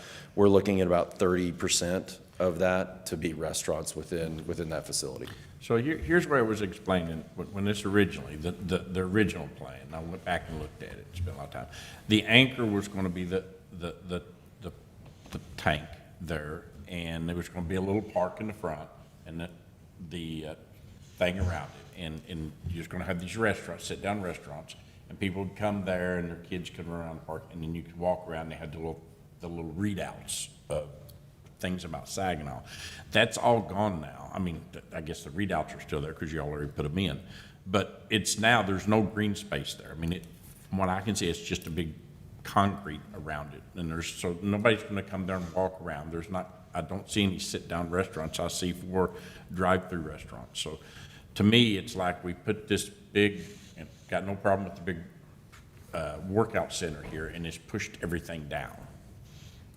So I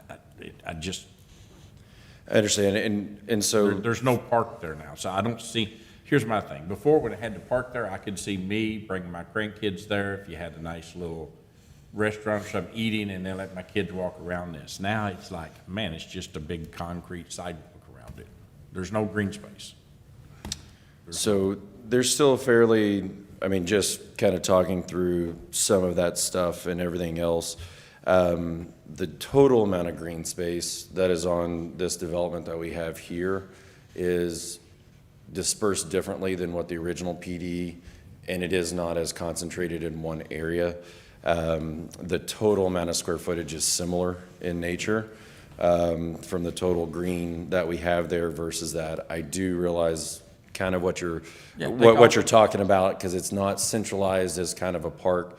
The challenge we had there was how do you get there? How do you do that and still be able to function as a restaurant, as a development? How do you have your people be able to come there? And I don't think the PD overlay that we have there, actually, I saw when we were at PNC, we saw some renderings that were presented to us that we hadn't seen before. From one of the other ones that talk about kind of a little circular thing on there. I think that's even a little different than what was the filed PD that we had to kind of look at. So I know y'all have seen a couple versions of that. So, but the PD one had, I think, 6 or 7 retail restaurant buildings, and there's about 45 parking spaces in direct proximity to those. And so how do you operate that much square footage without having some sort of close proximity of parking for those to be able to function? And that crook where they were putting the park is kind of the narrowest part of the site. So it does get kind of restrictive on how you're going to be able to get, if you're trying to draw everybody into that area. That is the smallest portion of the site, which will have the least amount of parking. And so I don't know if I gave you the answer that you're wanting, but I'm trying to tell you how we got to that solution for the property. Yeah, and I'm pretty sure if you take all these little green spaces you got in here and you add them all up, it probably equals the same as what it would. And I wish you'd do that, take all them little green, because these little spaces out here in the middle of the thing, the grass is gonna die anyways in Texas. I'd rather it be put back around the tank. So what, in the lower left, there's a box with the dotted lines. What exactly is that? So that was a service station that was laid out just to see what it is for gas to get on the other side of Main Street there. Yeah, Mary, go ahead. I don't want to leave you. Go ahead, Mary. Okay, you're not gonna like this. It's okay, Ms. Copeland. We're here to This- discuss. This reconfiguration does not come close to meeting the vision and the character that was presented to us, the city council that existed at that time, which was probably 2018 or 2019. And I will just specify the elements that I am opposed to, personally. For one thing, the fitness facility, we were not looking for large buildings. And, you know, this facility really takes up more room than what was originally supposed to, the space that was supposed to be there. The L-shaped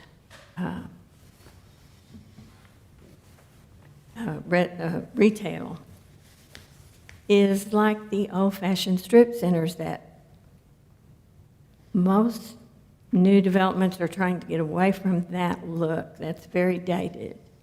That's not the individual little retail shops that we envisioned, and it does not add to the ability to have walkability. The pad sites down here along Bailey Boswell, of course, I know nothing's been leased, you know, you haven't talked to any particular businesses, but it does lend itself to fast food, which our residents are completely opposed to having any more fast food in this city, as am I. I would not object to maybe one of them being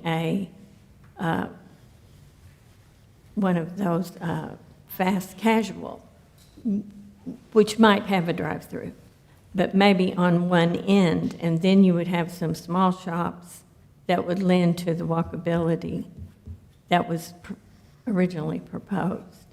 And so this is becoming, this could have been or should be and hopefully will be a jewel of a development for Saginaw that, you know, meets the vision that was originally proposed.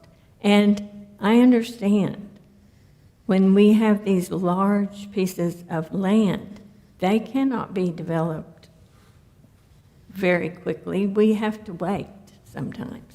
And I think it's worth waiting for the right way to develop this, rather than having a need to just hurry up and put something there just to take up the space, which is not really what we're looking for. And I do believe that this configuration came about to allow this fitness facility to work there, to be able to be built. And so everything is dependent upon that facility being there, it seems like to me. So I am opposed to this completely, 100%. The fitness facility is with, you have in modern day retail development, whether you have your, whenever you have your retails, is that you need an anchor of some sort to continually pull your traffic whenever you have particularly retail that is off the road to be able to have there.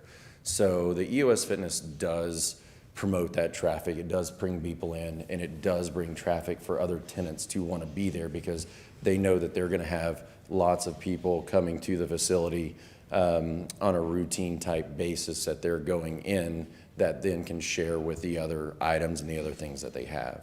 And so from that standpoint, yes, EOS is the anchor. But as we mentioned, that the EOS and the retail they're proposed hand in hand. That's what we're ready to move forward with right at the moment, and we have ready to build and to try to move forward with if we're able to do that. The challenge that you say about with waiting and the challenge that you say of going through is that we have this really, really nice facility that is the pond that's right there. And unfortunately, whenever you're sitting on our side of the pond and we're looking on our side where our retail and everything is proposed, we look across the pond directly to Trinity, directly to a rail yard, directly to some of those items there that makes it very hard whenever you want to have a fast casual or a national type restaurant or something of that tries to come in, and they've gone and they looked at site and they go say, we're going to put our building here, and then they look across Bailey Boswell and they see Trinity, or they go to the hard corner where I saw your face whenever you asked what that was. I saw that, but if you go stand there and you say, I want to go put, I think they had retail buildings that's right there that requires some visibility to be able to do that, and you go stand on that lot where you're next to a little electrical substation type thing that's everything there, and you look at it, your visibility is looking at a 35-foot tall bridge that's going up and over the building there. So to have something be able to come in there, we're about trying to promote as much of the walkability and the enhancement and everything we can, but there are some constraints of how that's going to develop, how that's going to be able to be obtained, and like we said, from that standpoint, we've really tried to do what we can with what can be there. And I know you talked about how this part of the retail and the strip center that we were talking about, how that's an kind of more outdated model. I can speak a little bit on that and the layout of that, and the fact that, so the Huntington group that has been brought in here, we have throughout the Metroplex area, we've got about 12 different facilities that we have been working on over the past 6 years with them on that. And that's all the way from we're out west, southwest Fort Worth, up into McKinney, Prosper, that type area as well. And trying to create something that looks like this and what this has been a successful project for them of being able to come in, bring in their tenants, and be able to lease that up. So I do understand what you're saying about that and everything else, but kind of creating that pocket where you can have your service in one area and have your customers on another has been something that's been still successful from a development standpoint and everything that we have there. So just to kind of talk about the market, we're not trying to just fit a round peg in a square hole here, and it's not these guys' first time. We're just trying to see if what we can envision for that being, if that can match up with what you guys could support. So Gabe, the lower left across from the drawing of the gas station, isn't that the city parkland that we have? Yeah, so the parcel, I think the lower left would be west, that'd be city-owned land. Is that correct? Yeah, there's another property in the middle, and then it's that property. That would be the Grand next door. The grant, okay. Yeah, and certainly, Mr. Christie representing his client, you have to take some reasonableness with what the market would bear, but Susie explained is kind of a departure of what was initially thought of, and what we have, albeit very nice, is pretty traditional strip center and pad sites. Well, here's the thing. The guy that came before you was a good salesman, and he sold us on a plan. And we damn well liked that plan.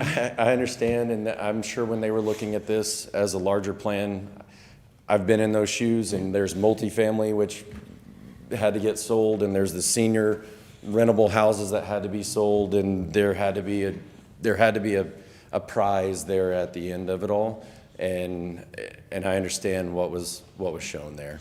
Yeah, I know you got the big box there, and they came in and they're willing to lock it down, but that's coming The to the lower, house now. the lower part is what our residents have told us they do not want. They don't want another gas station, they don't want another fast food restaurant. And no chicken. There's nothing in this thing that excites me very much. I have no problem with the fitness center. I understand you need an anchor, that's fine, but the rest of it is a huge departure. I don't think it's the best use of this land. And as we talked with Mr. Macon many years ago, I was in those meetings, and this is not what we were sold, and this is not what our residents are expecting. I cannot support the plan as directed because it gives us nothing. It's a generic, any suburb, anywhere, sort of a generic, and the fast food is even less, as Paul mentioned. So there's nothing in here that really excites me at all. The one big thing, like I said, is the tank around there is supposed to have a little thing. People want to come to it. I can get over, like I said, I could get over the drive-through restaurants if you had to park there and work for something nice. People could come and Valerie, anything from you? everything. Valerie, anything from you? No, I like the original plan. Okay. Mary, you got the floor? I was, And I don't want you to misunderstand what I'm saying. I'm not trying to be sarcastic. I don't want you to think this. But I really know that developers and architects and all of the people in this line of business are very smart, very inventive, very, able to come up with wonderful solutions. And I do have faith that you all could come up with something that meets the original plan much more closely than this does. and I was gonna push back on you just a little bit about, looking out and seeing the Trinity complex. I mean, there's houses all along Bailey Boswell that have nothing in front of them, that have balconies that face out that way. The people that move into these areas, they know the trains are here, they know it's part of the community, and, I wouldn't just say, just because it looks out there, that the people aren't gonna shop there or eat there. I think they will. I think it's just, yeah. But and I don't disagree with you there. So my grandmother lives on Thompson Drive over here, and every time we'd come stay with her, it was listening to the trains all the time, and it was felt like home with our family stuff. So I don't mean that it's any disrespectful way, because I've like I said, we'll be there next weekend for Christmas with my dad when everybody comes into town. So I don't mean that in a disrespectful way. I don't see it that way, and I didn't take your comments, Ms. Copeland, as being disrespectful either. The challenge isn't necessarily selling the people that will go shop there. It's selling your tenants on it, because whenever they have, you have a national chain sit-down restaurant and they have to go, they've got to see that vision, and that's the hardest thing to try to get on that. And so I do totally understand on what that is and everything else. And so, but I mean, we're sitting here talking and visiting with everybody this evening. I mean, I clearly hear the conversation and everything that is going on there. And like you said, I think they're, as Mr. Lawson said, and the mayor as well, with the original meetings with Mr. Makins and everybody else on what was being sold there. Like, I understand what that expectation was. We were just trying to, present something that can maybe try to move forward, present the fitness center and everything else that we have there. Well, if you could just put on your salesperson hat and tell these potential companies. That's above, Ms. Copeland, that's above my pay grade. So I try. But Saginaw residents are desperate for this kind of facility that was originally presented to us. And I don't know how you convince these retail establishments that, yes, you would be successful, because that's what our residents are dying to have. How you convince them of that, And we're not the first ones that have tried. So just being honest, I mean, there's been multiple people that have tried to make that happen, and just to date, it hasn't been successful yet. And like I said before, we know that we may have to wait a little longer to get the right retail, the right sit-down restaurants in there. And we're patient, right, Mary? Yes. We can afford to be So patient on this we- land to make. You know, it's Yeah. been, almost 9 or 10 years since this was first presented. So we're patient, and it is being developed in a very nice way, and I want that to be continued. And I'm willing to wait. I think most people are. All right, any more questions for Mr. Christie? It's getting late, and we've discussed this quite a bit. Any other burning questions, folks? Susie, you have something? I just wanted to say, Mr. Lawson had a question earlier about us voting on the entirety. Yes, we would be voting on the entire development plan as presented. So if y'all were to vote on this, the action, it would, if y'all were to approve it, it would have that gas station and those fast food restaurants with the drive-throughs as presented. Understand. All right, so we are in a public hearing, so it is available for anyone to speak at this time to approach the microphone. Seeing none at 9:56, I take us out of a public hearing and I'll entertain a motion. Mayor, I make a motion, we deny item 4D. Second. Nick, second.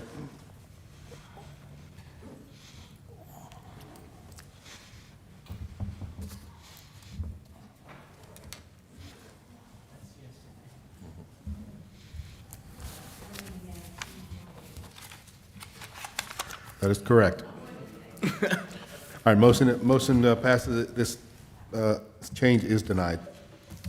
All right, we are on to 5, new business. Consideration action regarding appointments of our boards. We have Councilmember St. Clair, Morrison, and Mayor Pro Tem.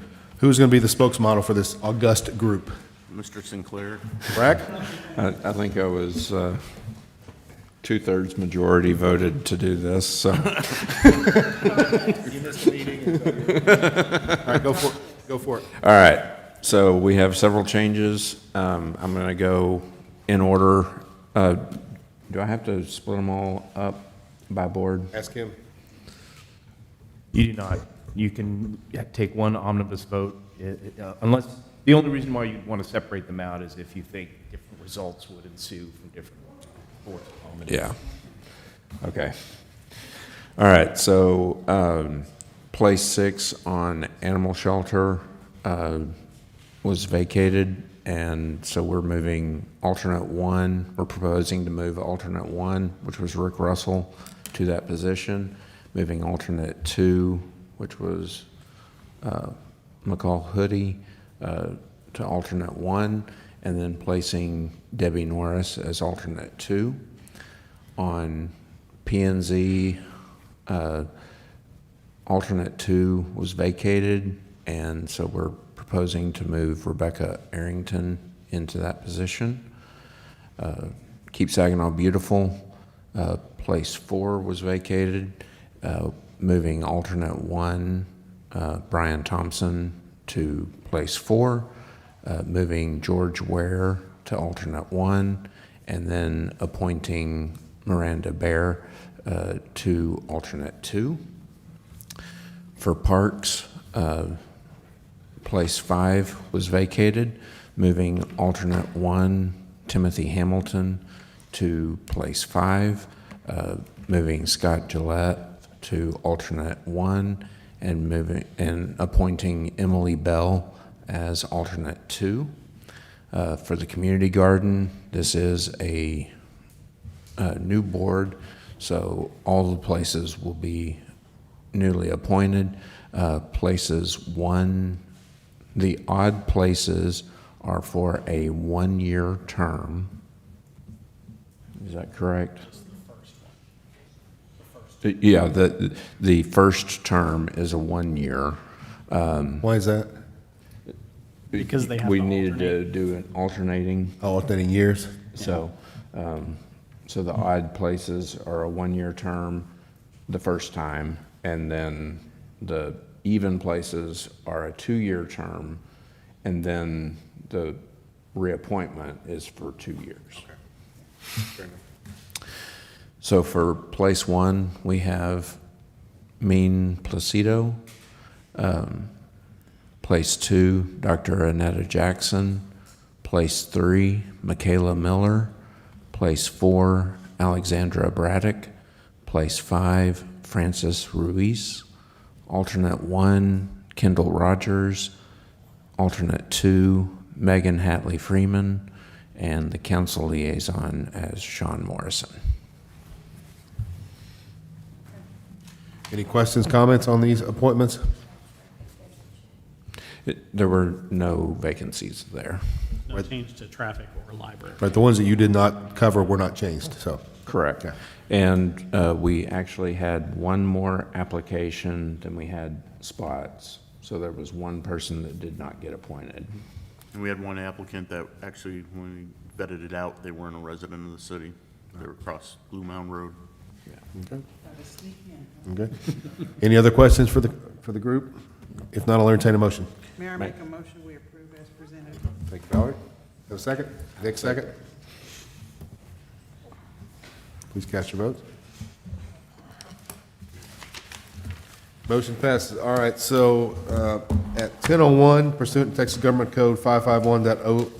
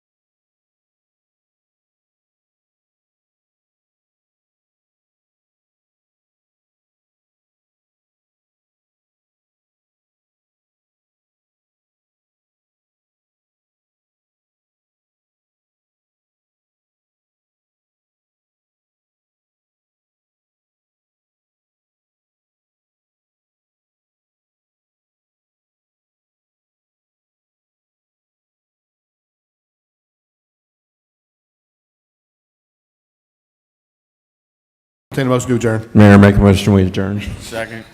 Valerie made the motion, Brack seconds it. Or Brack make the motion, Valerie second, that's fine. Please cast your votes. Yes, well, I'm out of here. All right, motion passed at 10:11, we're I adjourned. love you guys. Thank y'all. Best vote you did all.